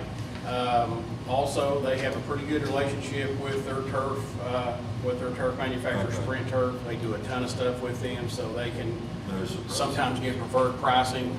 They do so much quantity with them, so I don't know if that helped or not. I think that probably played into it. I think it does. I think it makes a big difference. Did a pretty good job. Yeah. We, as an office, we've had more work done by Sprint Turf kind of across the board than any of the other manufacturers. So we're very familiar with them. The specifications that they write for it are tight. So we feel very comfortable with this. And just in terms of tracking, so you all are aware, the previous estimate that we had delivered to you all, that was part of that kind of looking ahead, was $850,000. So this is $19,000 higher than the estimate we had, but it's very much in the ballpark of what we were kind of hoping for and planning for. So. And I went ahead and made a couple calls to other districts that used that company and got very good. What is the turf we got now? What's the turf company we got now on our GRC fields? That was installed by years ago. And Vesio bid as well, so they were one of the bidders, as you can see. So Yeah. they're- I'm good with Okay, it. I make a motion to approve construction bids for practice field turf as part of the miscellaneous renovation at Robert D. Campbell, VG number 26-108. and for Rising Sun, Horizon Sun. do we need to add that in there? Okay. All right, I have a motion by Mr. Kaiser, I'll second. second by Mr. Dorsey. All those in favor say aye. Aye. Aye. Aye. Any other discussion? Motion passes 4-0. The next is the revised, we're approving the BG1 form for the miscellaneous renovations at RDC BG 26108. Yeah, so this is just an update to the BG1 form. We're kind of, because of the multiple kind of phases of work here, we're treating the BG1 almost as like a living form. So we're kind of updating that as things bid and we get real numbers in. So we don't need to go through all the numbers there. What you would need to know is that we've only added in the construction bid cost from Rising Sun's number to the total construction cost for the project. That updated the CM fees and updated the architecture and engineering fees, the AE fees for that. So it crossed the $3 million threshold, so those come down just a little bit. So you'll notice actually a decrease in the AE fee portion, but an increase in the CM fees based on having the actual durations being added in and everything. So again, we will come back after the RDC field bids, as well as any kind of future athletics work, and we'll kind of add that on here. So again, we're just kind of doing this as we go along. When is the field bid at RDC? So right now, we're aiming to get the documents out at the end of May for the field. So today we're gonna approve the design development documents for the field. Next month we will be coming back to approve the construction documents for the field, and then we will be sending that out. So this agenda item is approval of BG1 form for the miscellaneous renovations. Yes. So do I have a motion? I'll make that motion. Motion by Mr. Kaiser. Do I have a second? I'll second. All those in favor say aye. Aye. Aye. Motion passes 4-0. Any other discussion? Okay. Our last agenda item for this is consider approval of the design development documents for the football field renovation at RDC BG 26108. So we sent these over to you all. This is what we would consider to be a design development set, a design development set. We've moved past that at this point into construction documents on this. But we've got, out of the set so far, we've got 4 sheets. The first one is just an erosion and pollution sedimentation control plan. So we can skip to the next sheet. This is the demolition plan. So on here, really, things to kind of keep in mind with the conditions over at RDC. We're going to be taking out that first row of parking on the rear of RDC. That will be demolished as part of this project, as well as the concrete walk that goes in front of the bleachers currently. And that's going to allow us to widen out the turf installation, meet the requirements for the soccer field size we intend to put in. The other thing to note right now that we're currently dealing with is there's 2 large 36-inch diameter storm lines that run right almost down the middle of this field. We also have a sanitary line that's on the north side of the field. It's the UNU line that runs this way. All 3 of those lines are not in great condition. And so what we're working with right now, I know Brandon has been in contact with WMU. Buchanan has already scoped and cameraed all of those lines. So we have camera footage of those. If you ever want to get really bored, you can watch camera footage. But there is some separation occurring at some of the joints on those storm lines. It is a core, like a So is steel sediment pipe. buildup? Is it steel? It is. It's currently steel for the 2 36-inch lines, and you can see them down in here where they daylight the head wall. You can look down there and see the conditions there. The sanitary line, WNU feels that they can slip line that, so they're intending to do that and kind of leave that as is. The 2 water lines, or the storm lines rather, are going to be more of an issue. So we're still kind of working through exactly what's going to happen there. Very likely, our recommendation would be to go ahead and replace those as part of this. We tried to capture some of that cost, just we knew about that ahead of time when we did some of the forecasting for the cost estimates. We added that in there at the time. So we'll get a better sense of what that's going to look like and what's going back in there. But all you need to know is that if those are getting replaced, we can set those in a way that's a little bit more favorable for the drainage system for the new turf field that will be going over it. And I think there's going to be some conversations between you all and the city, because at the end of the day, that's a benefit to the city. This is taking storm line water from that neighborhood just there off the property. So anyhow, just kind of wanted to walk through that really quickly, but this is just the demolition plan. Next page. So this is what the field, as this is starting to kind of shape up, now we have the survey information. So what you'll notice is that where we've taken that back row of parking off of RDC, we will have to have a retaining wall that comes out and then terminates at an angle here. There's a possibility that we will need to turn this 90 degrees here, just slightly just to kind of compensate for some of the grading issues that we'll have there on the corner. But otherwise, it won't have to extend much further than that. You said something about concrete on the bleacher side? Yes, so there's a strip, there's a strip of concrete right here that goes from the field house location across. We're taking that out and we're gonna turf that area. On the field. That we put those mats on here. Yeah. Oh, okay. So we're gonna just go ahead and remove that. That way we can run the turf almost right up to the edge of the bleachers. So we'll install the curb there, the termination curb for it. But yeah, so this is it has the similar logos and branding that you would see over at GRC.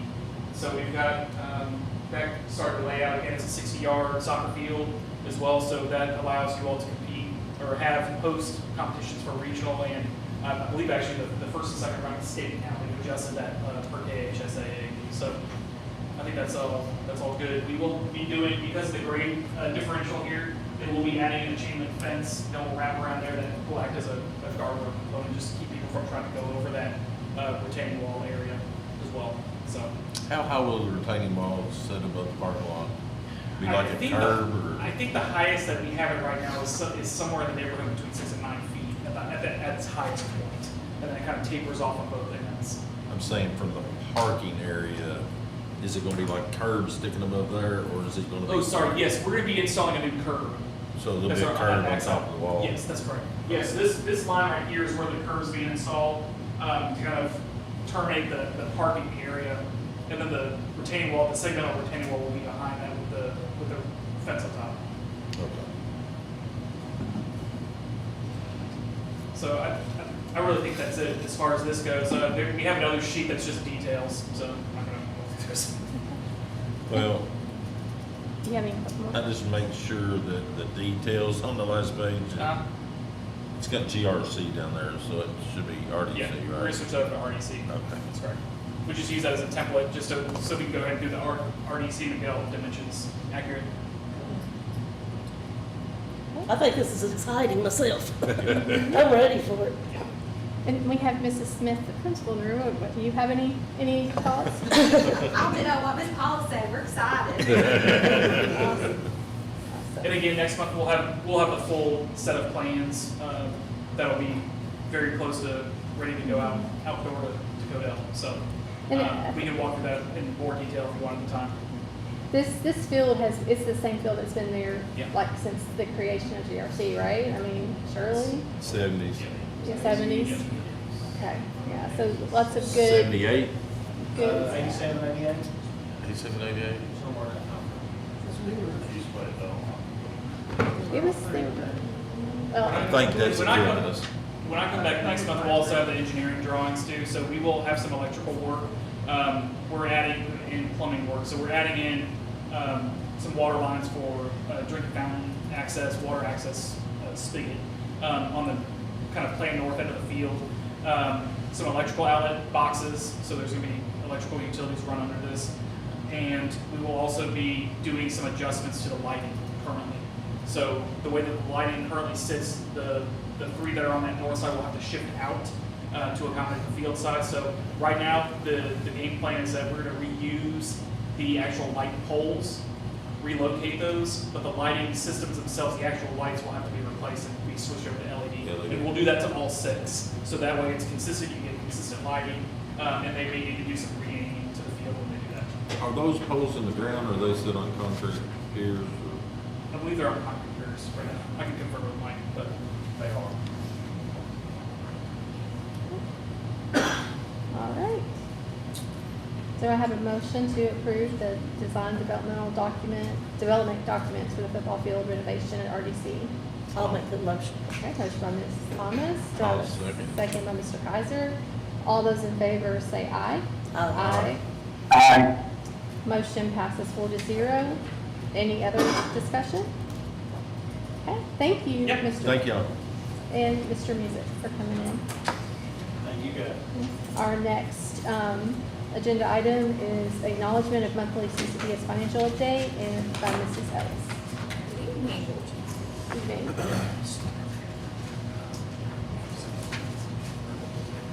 So good news, we are tracking ahead 1% on our receipts from this time last year. We are 2% ahead on our expenses, which with inflation that is expected. Taxes, we are doing really well on. So shout out to the sheriff, we are 103% of our property tax on our budget. So he is at 99% collection on his tax roll of what he is to collect. But we conservatively budget against that tax roll, so we have collected 103% of property. Franchise, we're at 78, motor 60, but if you look at what we've already brought in for this month, which will be reported to you next month, motor is at 83, franchise is at 82, and property still at the 103. So we are on very good track to meet all of those budgets, so fantastic news there. Any questions on monthly financials? Questions? Okay. Our next agenda item is to authorize payment of salaries and accounts payable. I make a motion to I make a motion to authorize the payment of salaries and accounts payable. Mr. Dorsey can second. I'll second, yeah. Second. All those in favor say aye.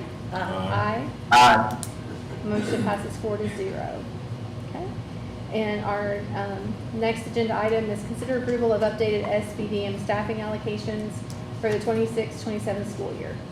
So we have to do an update to those. The councils have to receive those by May 1st. The only change is the Chromebook allocation. When we sat down and talked to Mr. Kaysen in regards to technology, we are at a good spot with our Chromebook 1-to-1 match at this point. So we have reduced everybody but GRC, because those get handled a little bit more by the high school students, but the rest of them, we kind of decreased the amount that the board would contribute for that match, and so that is what has changed in these allocations. So hopefully you've got a chance to review that, but otherwise everything is the same. Have any questions for Mrs. Ellis on the staffing allocations?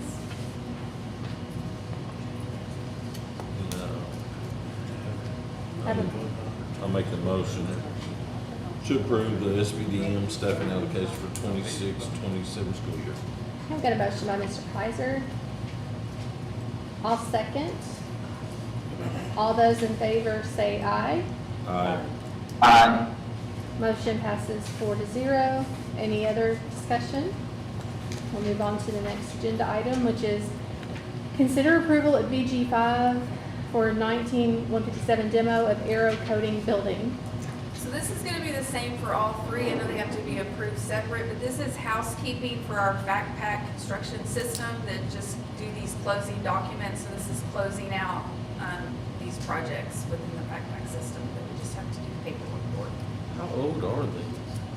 So the front year 19 is the calendar year 2019. So it is a process, paperwork process system of getting all of these different. So BG5 is the final financial document of what did you spend and So it expenditures closes and these revenues. out and we never see Yes. these again. Correct. So BG5 is the final document. good summary. Close it out. Get rid of it. It's done.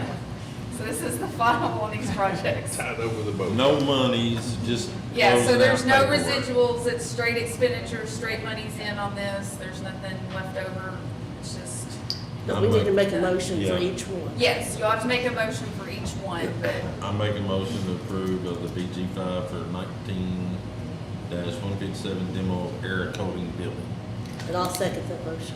Okay, I've got a motion by Mr. Kaiser, a second by Ms. Thomas. All those in favor say aye. Aye. Aye. Aye. Motion passes 4-0. The second is approval of BG5 for thermal imaged security cameras. I'll make a motion again. Motion by Mr. Kaiser. I'll second. I'll second. Okay, I'll second by Ms. Thomas. All those in favor say aye. Aye. Aye. Aye. Motion passes 4-0. And the next one is approval of revised BG1 and BG5 for 22-226 shear HVAC renovation. so this one has a revised BG1 instead of just the BG5 because it has had interest put into the project as it has gone. So I've had to establish a new revised BG1 to put the new revenue sources on. It originally was based out of ESSER funding, and we went over the amount of ESSER funding that we could use for it. And so we've had to put a little bit of capital funding in on it as well. So it's got interest and capital funding added onto it. So that's the revised BG1 establishing new funding sources essentially to meet what we had to spend on the sheer HVAC project overall. So that's what the two documents are But for. it is still will Still close will it out. close it out, it's done. So these two documents will get approved and signed off and we will file them and be done with this project. I make a motion for approval of that. Okay, motion by Mr. Kaiser, I'll second. second by Mr. Dorsey. All those in favor say aye. Aye. Aye. Motion passes 4-0. Any other discussion? Okay. Move on to the next agenda item, which is consider approval of fiscal year 26-27 salary tables. Okay, so these are the salary tables rolled over from current year to next year with only changes to the certified scale of 1%. And then the SRO scale, we have done a wage study on our SOR, and we were woefully behind. And so we have raised our SRO scale to match our surrounding area to be competitive in that because we are losing a lot of our officers to surrounding counties because not being competitive in that. So that is the only changes other than just rolling the scales forward from where they sit right now. If there's any questions you all may have or discussions you want to talk about. I think that we want to mention that we're going to go on and vote on this tonight, but we want some more numbers on, raises for classified, what they could look like for those. Bring some numbers to us for those, for classified staff, to see what we can do. Absolutely. See what kind of monies we're looking at, putting in the budgets, for that.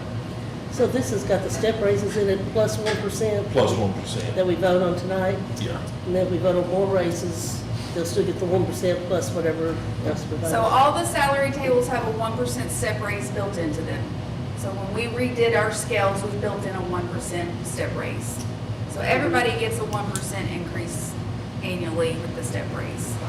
But we went ahead with SEEK increasing, the SEEK fund is going up 1%. So we built that into our certified teaching scale. We went ahead and added the scale 1%. So that's what's being presented to you tonight. But then we will come back in May with our budget so that you can see how the budget stands as itself, and then we will give you options for classified staff based on what the budget itself looks like And to at that increase point, we classified can staff. amend this table or vote on Oh, so this this whatever. would, so this is not set in stone? No, we can bring these back. Yeah, Okay.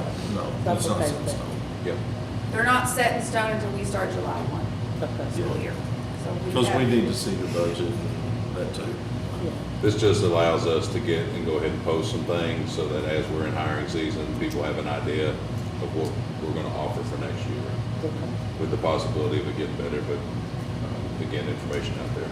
Yes, ma'am, anything you want us to do, we'll bring back to you. And even if it's looking at some other options for teaching staff, we can bring that back to you. See if Ben has any questions. Ben, did you have any questions? No, I got you. I'm good. I'm up to date. I reviewed it and kind of checked it. I knew that we already had the 1% built in, so I'm happy that if everybody else wants to bring it back and just kind of see what we can do. I think that's only fair. If we can, that's great. So.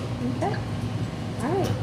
Do I have a motion to approve the FY 26-27 salary tables? I'll make the motion. Okay, motion by Mr. Kaiser. I'll second. All those in favor say aye. Aye. Aye. Motion passes 4-0. All right, thank you, Ms. Owens.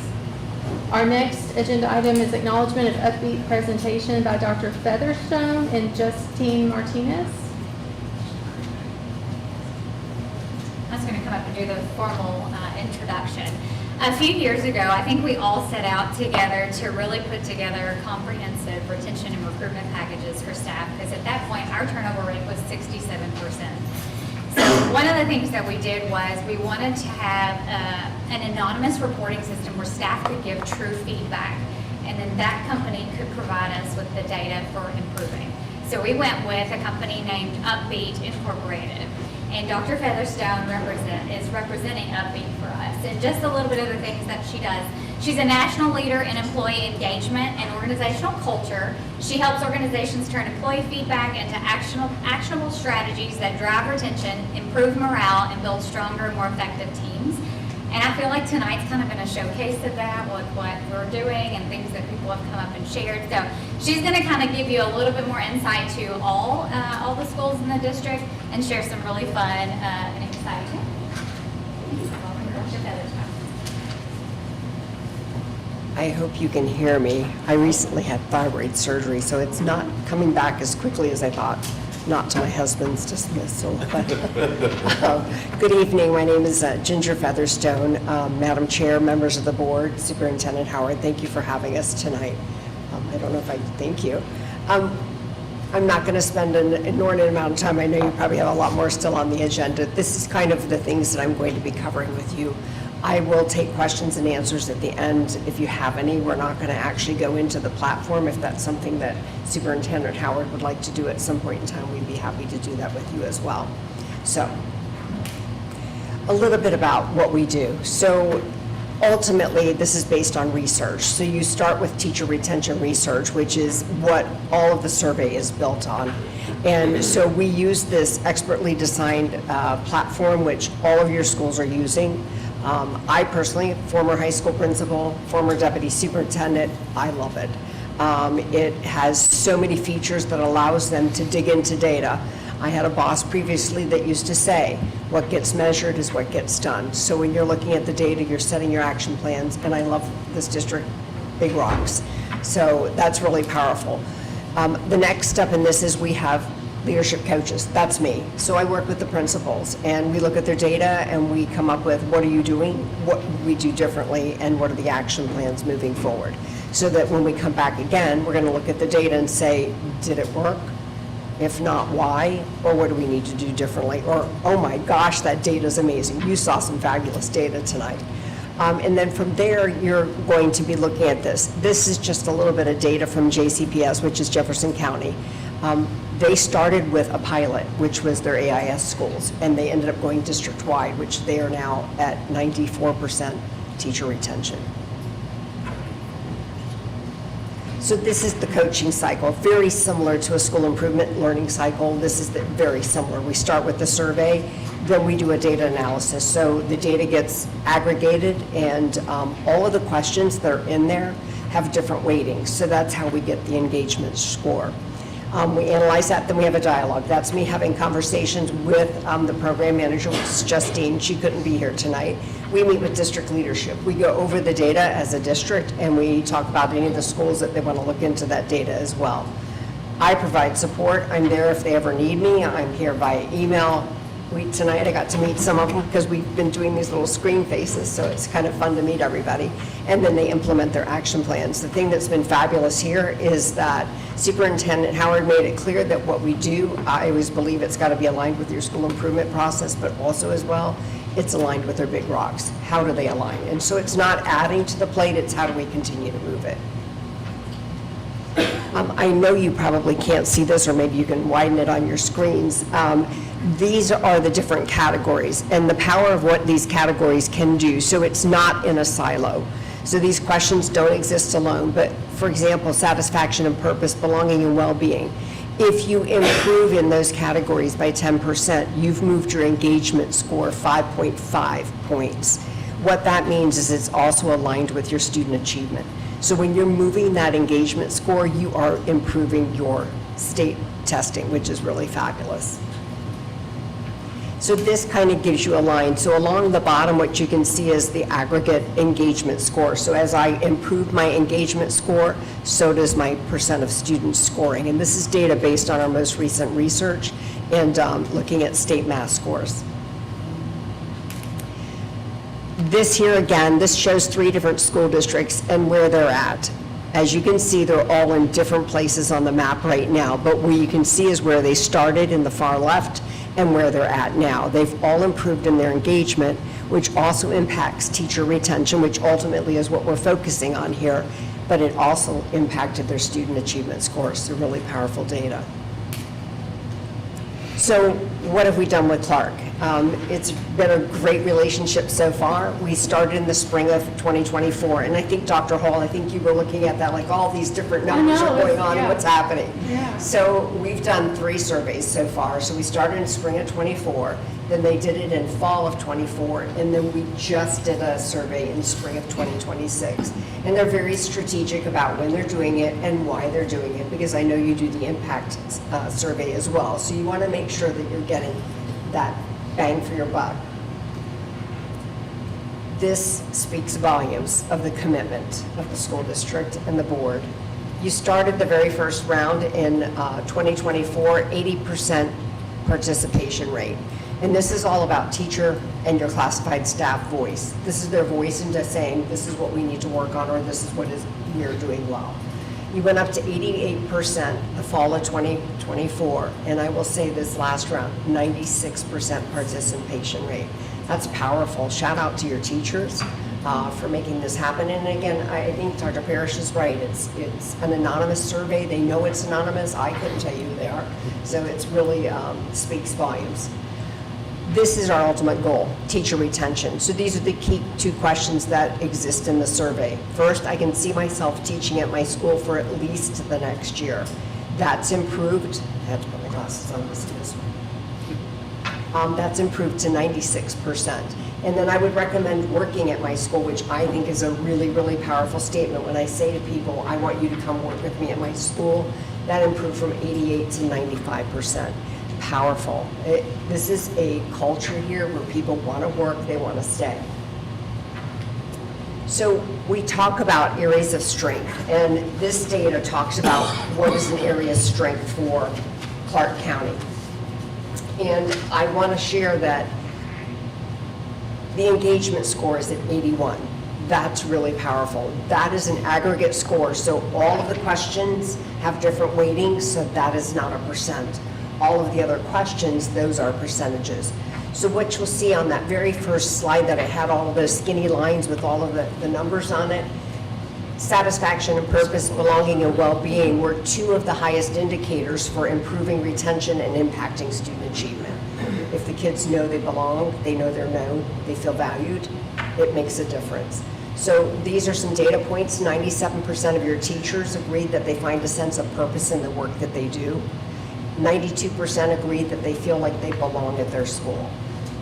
Culture, the culture sings here. Collaboration, 92% of your teachers agree teachers at their school help each other improve. What I would like to share with you that's not on here, because I know the district has put a lot of time, energy, and effort into professional development.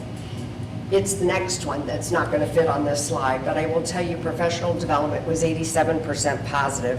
One of the key things that you can do with this data is you can compare it to the global cluster. Our global cluster right now, we're in the middle of all of our spring surveys. There's 35,000 teachers that have completed it. Your scores are 11% higher than all of the teachers in the schools in that database right now for professional development. So that's a shout out to your team, your academic team, fabulous things. There's question 5, the professional development organized by my district helps me improve my teaching. That's one of the things I love too. This talks about what the district's doing, and then the principals have one too. What is it I'm doing that's helping them? That's at 82% positive, but it's 15% more higher than your global cluster. Speaks volumes of what's happening here. Okay, areas of opportunity. I like to call these are opportunities of growth, and it's a great opportunity. Work-life balance was at 79%. 79% of the teachers agreed the workload. I heard you speak of that earlier, and how do we do that? Time's greatest gift. Appreciation, 83% feel appreciated. They are recognized publicly. I've never seen as much positive public recognition tonight. That was fabulous. And shout out to George Rogers Clark for that upbeat data too, because again, sometimes it's hard when you see your data and you kind of take a deep breath, but look at the growth that they've had. It's been amazing. School safety and order, what's really powerful in this, like one of the questions is, do I feel safe at my school? They do. But there's 2 other questions in this that talk about, is the behavior consistently enforced across my peers? And are the behaviors consistently enforced by the school? So that gives schools an opportunity to look into that data as well. Thank you. So what I want you to see here is that every category is an improvement. 1% is an improvement. Every time that you improve 1%, you're 1% better than you were last time. So I always celebrate every moment that we take a step up, or if we're really high, that we're maintaining it, because it's important to maintain that as well. So every one of these categories has continued to improve. I'm relieved to see the work-life balance is going up. It's gone way up. Yeah, that's really fantastic. It's gone. That makes me feel so much better than the So, okay, remember, so this data is the accumulation of all your schools. Right. So, you're going to have some outliers sometimes that kind of impact that data. And that's one of the things that the district looks at. They're going to go into the heat maps. And it's valuable too, the principals can actually dig into the data as well and look just like maybe at a grade level group. Maybe there's an area, maybe my science teachers need more PD. It just depends on the school. Here this highlights that. So work-life balance, 66% to 72% positive. School safety and order actually has gone up to 87% positive. So what does a principal consult look like? It really is, if they're brand new, teaching them how to use the platform. If they're not, they come to me, already look at this. Boy, this time they were all in, they already had looked at it, okay, so all right, let's talk about what we did well. We're gonna talk about the strengths, we're gonna talk about areas that they wanna work on. I'm gonna share some of the ones I think, or even they've been big rocks that the superintendent says, I wanna make sure that we're really focusing on that, so I will share those as well. Our communication is just between us. It's not something I actually have a communication afterwards with district, because I want that relationship and the trust that we're having a good conversation. Bottom line, we create goals and they have an action plan. So this is some of the data and the feedback that they give. And again, it's just a pleasure to work with your principals. They're very engaging. They take their data seriously. And I know it's important to them to do what's right for every child on their campus. And ultimately, that's what we're here for. Questions that I may answer for you? So this is drilled down data for specifically George Rogers May I look Water. at it? Yes, because I want to make sure I understood what they gave me, because the numbers are so similar. It just doesn't, like the numbers are the same and then there's like different on the other end, and that's. So this first one here is they're comparing themselves to the last survey data, which was in fall of 2024. Okay. This one, they are comparing themselves to the district. Okay. The whole district. Okay. They can actually then go and compare themselves to the global high school cluster to Okay. see how they stand amongst other high schools. Okay. And the back is what, like these colors, that's what That's what I call the heat map. Yeah. And the value of the heat map is you can actually go in and you can filter. So I might want to filter by, like one of the things that when I'm talking retention, I talk about first and second year teachers, or I might be talking about first, second year, third year teachers. What am I doing at my school for my new teacher mentoring program? Is it working? And I can look at their data, just theirs, and it'll show me, green shows you that they're at 80% or higher. Yellow is 70 to 80, and then below that is in red. So those are areas that you know you might need to look at. So it's a really quick visual, but you can actually sort and do all kinds of filtering in there. I just really appreciate seeing it and knowing what the principals are seeing and how they're making decisions, and to understand it. I like to understand data, so that I get it. Me So, too. but yeah, this is fantastic. I appreciate you coming tonight and Thank explaining you. it all to us. Yes. So, do you So- all have any questions? Yep. It's a lot, and we appreciate you waiting for so long. Oh, it's a pleasure. I have nowhere to go back to the hotel. I just want to say thank you so much for your partnership and your faith in us, and we really do enjoy working with your district. Yeah, it's really Thank you. So thank you. How long have you been working with us? Is it I've been since the first survey. the 2024?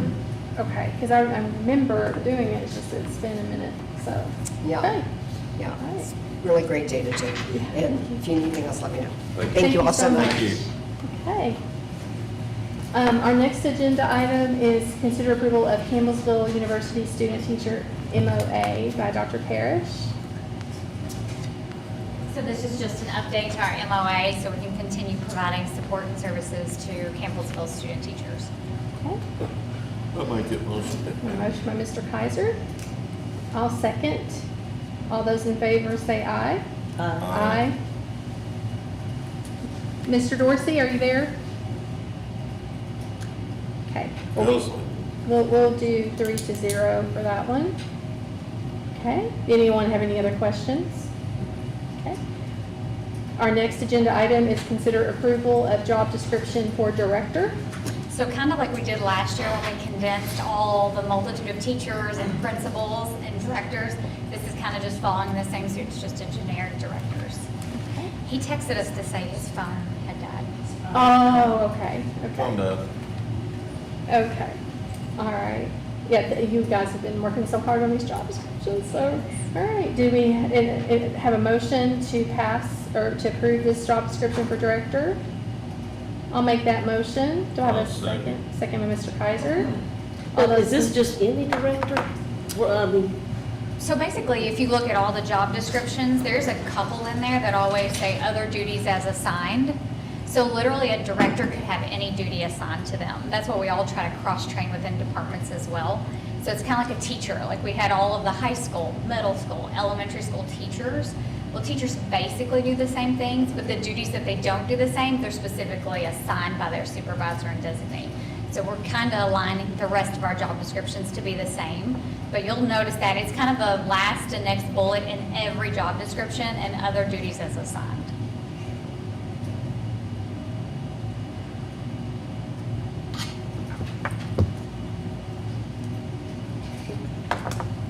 You have any other questions? No, I just wanted Okay. Just to check what that was. make sure.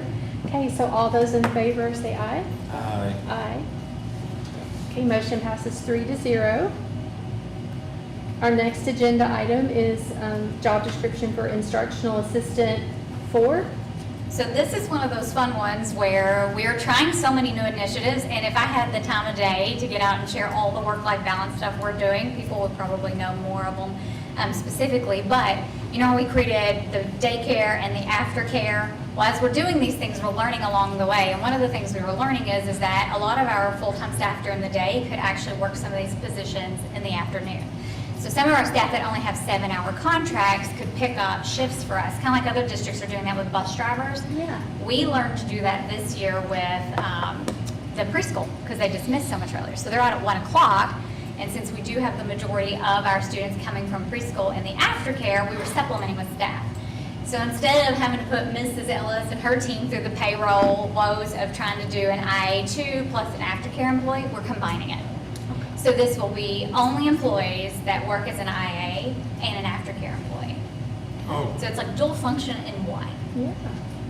So they don't get overtime or whatever. They potentially could, yes, if they hit that 40-hour mark, but we're going to be strategic about how we schedule next year. Yeah. That's fantastic. It's a great idea. That's what we. Yeah. Any other- We are that district. We are one of two that even do, we are. I mean, we're one of two districts, the state tells us all the time, that does hourly accruals. So we are learning and blazing trails. That's for sure. I'll make that motion. Motion by Mr. Kaiser. And I'll second. All those in favor say aye. Aye. Aye. You good, Paula? Well, I guess. So do you have questions? I want you to. Well, I don't know. Do they leave and come back, or they just go on to the position? I was just trying to see how this works. Depending on who is scheduled, yes, they would just stay at the preschool because as soon as we dismiss, they go into aftercare. And is this their choice?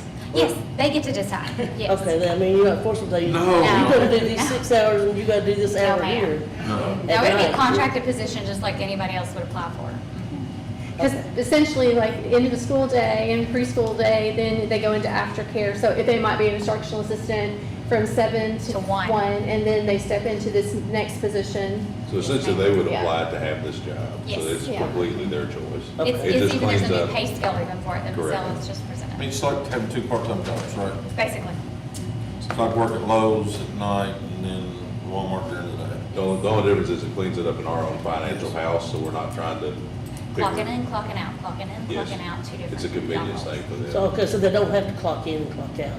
They Or- would. So right now, they're clocking in as an IA2, and then clocking out as an IA2. And then they're clocking in as an aftercare employee, and then they're clocking out as an aftercare. And so Miss Ellis and her team are trying to run dual payrolls for one person. So we're just trying So to this clean will it up. clean this up then, and they would just clock in one time and, Correct. Yes, ma'am. okay, I can see that, okay, And so you're good. Okay. All right. No, and I appreciate you asking the questions. We want but to just have to give them a heads. make sure we understand. So, okay, so that motion passes 3-0. And Dr. Parrish has one more. Consider approval of job description for district clinical nurse. Again, doing something new. So right now, you can see in the HR budget that we spend a lot of money on doing physicals and onboarding employees. So this is one of those things that we actually learned from another district in Western Kentucky that they house their own district clinical nurse that holds a certification as an APRN or a PA even. We're looking more of like the district clinical nurse side for an APRN that could do all of our physicals for us in-house. So even Medicaid billing that potentially could hopefully pay for itself in the long run. Seeing students, seeing staff, meeting fitness of duty that we have to outsource right now. So a lot of things kind of bringing it in-house. Can you bill insurance also? Can you bill insurance? Bill Absolutely. So you could, Correct, so our long-term vision would be this position would fund itself and actually bring in revenue to the district. what about like sport physicals? Would we be able to offer that to our students? Yes, sir. Not saying they had to do it, they go to their own doctor, but. This person that we're thinking of has lots of experience in providing physical services, yeah. If it's something we could do at a reduced rate to help kids that might not be able to do that. Yeah, I think it's good done. Do you have any questions, Ms. Thomas? No, I'm okay. Okay. Do I have a motion to approve? I'll make that motion. Okay. Motion by Mr. Kaiser. I'll second. All those in favor say aye. Aye. Motion passes 3-0. Thank you, Dr. Parrish. Thank you. All right, Mr. Howard, you are on deck. Sure, just a couple updates from my office. I mean, clearly, this week will be May, so take a big, deep breath around that. So we're gearing up really for a couple things. Just a reminder, the last day for students is May 21st, and that is a Thursday. And then we will have graduation on the 22nd at 7 p.m. We're also planning a district-wide field day for our elementary students. So all 4 elementary schools, 3rd and 4th graders. And we went we did this last year for the first time in maybe 30 years. They all go to the GRC stadium, and we have field day, like old school, with competitions between schools, ribbons. They broke out cheering wars sections. They were 3rd and 4th are intense. And the staff and principals were even more intense. We had the elementary principals trying to take apart frozen shirts. We will not do that again. Did you say frozen shirts? Yes. Okay. It's more difficult than what we planned, and I'll leave that at that. But this is another great example of us connecting, even between elementary schools. Parents are able to come that day. We'll put out information on how they actually get their own personal yellow bus chariot ride from their school over to the stadium, so that helps out with parking and doesn't overwhelm the George Rogers Clark High School. But that is tentatively planned, again, weather permitting, for Friday the 15th. So that is very exciting. And again, last year we had a lot of parents, participating and sitting and watching their kids field day, just like some of us old timers used to do back in the day. The other big push is KSA testing will start actually this Friday. It'll continue through next week.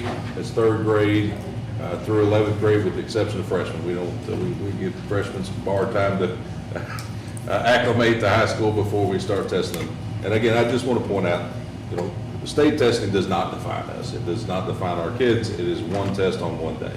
However, what does define this is what we believe to be even more important, which is our portrait of a Clark County learner. And part of that is showing up, having pride in your work, being an empowered leader, a resilient learner, an engaged citizen, representing this community. And so I encourage our students and staff, this is our opportunity to show out. While we talk about growing greatness, this is our opportunity to live it. So just be cognizant. It's a big week for us next week. Make sure you get plenty of rest. And again, I'm excited because I see the data that we're presenting, the positive growth. And again, I know our students, we've got some of the greatest in the country. We'll be able to celebrate some things coming back off next year. But that's kind of my updates. If you have any questions, we're coming down to the end of a wonderful school year. Anyone have any questions? Mr. Howard? Thank you, Mr. Howard. Well, accepting lots of prayer for graduation night. Leave it at that. It's gonna be rough. Only the superintendent and the daddy, so. We will make it. We will be there for you All to right, support I'll be you. breathing deep. Our next agenda item is our consent agenda items. Do I have a motion to approve the consent agenda items? I'll make that motion. Motion by Mr. Kaiser, No, second.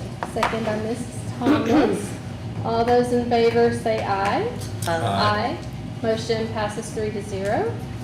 And our next agenda item is adjourn to closed session for KRS 61.810, 1B, deliberations on the future acquisition or sale of real property by a public agency, but only publicity would be likely to affect the value of a specific piece of property to be acquired for public use or sold by a public agency. We are now in closed session at 8:18 p.m.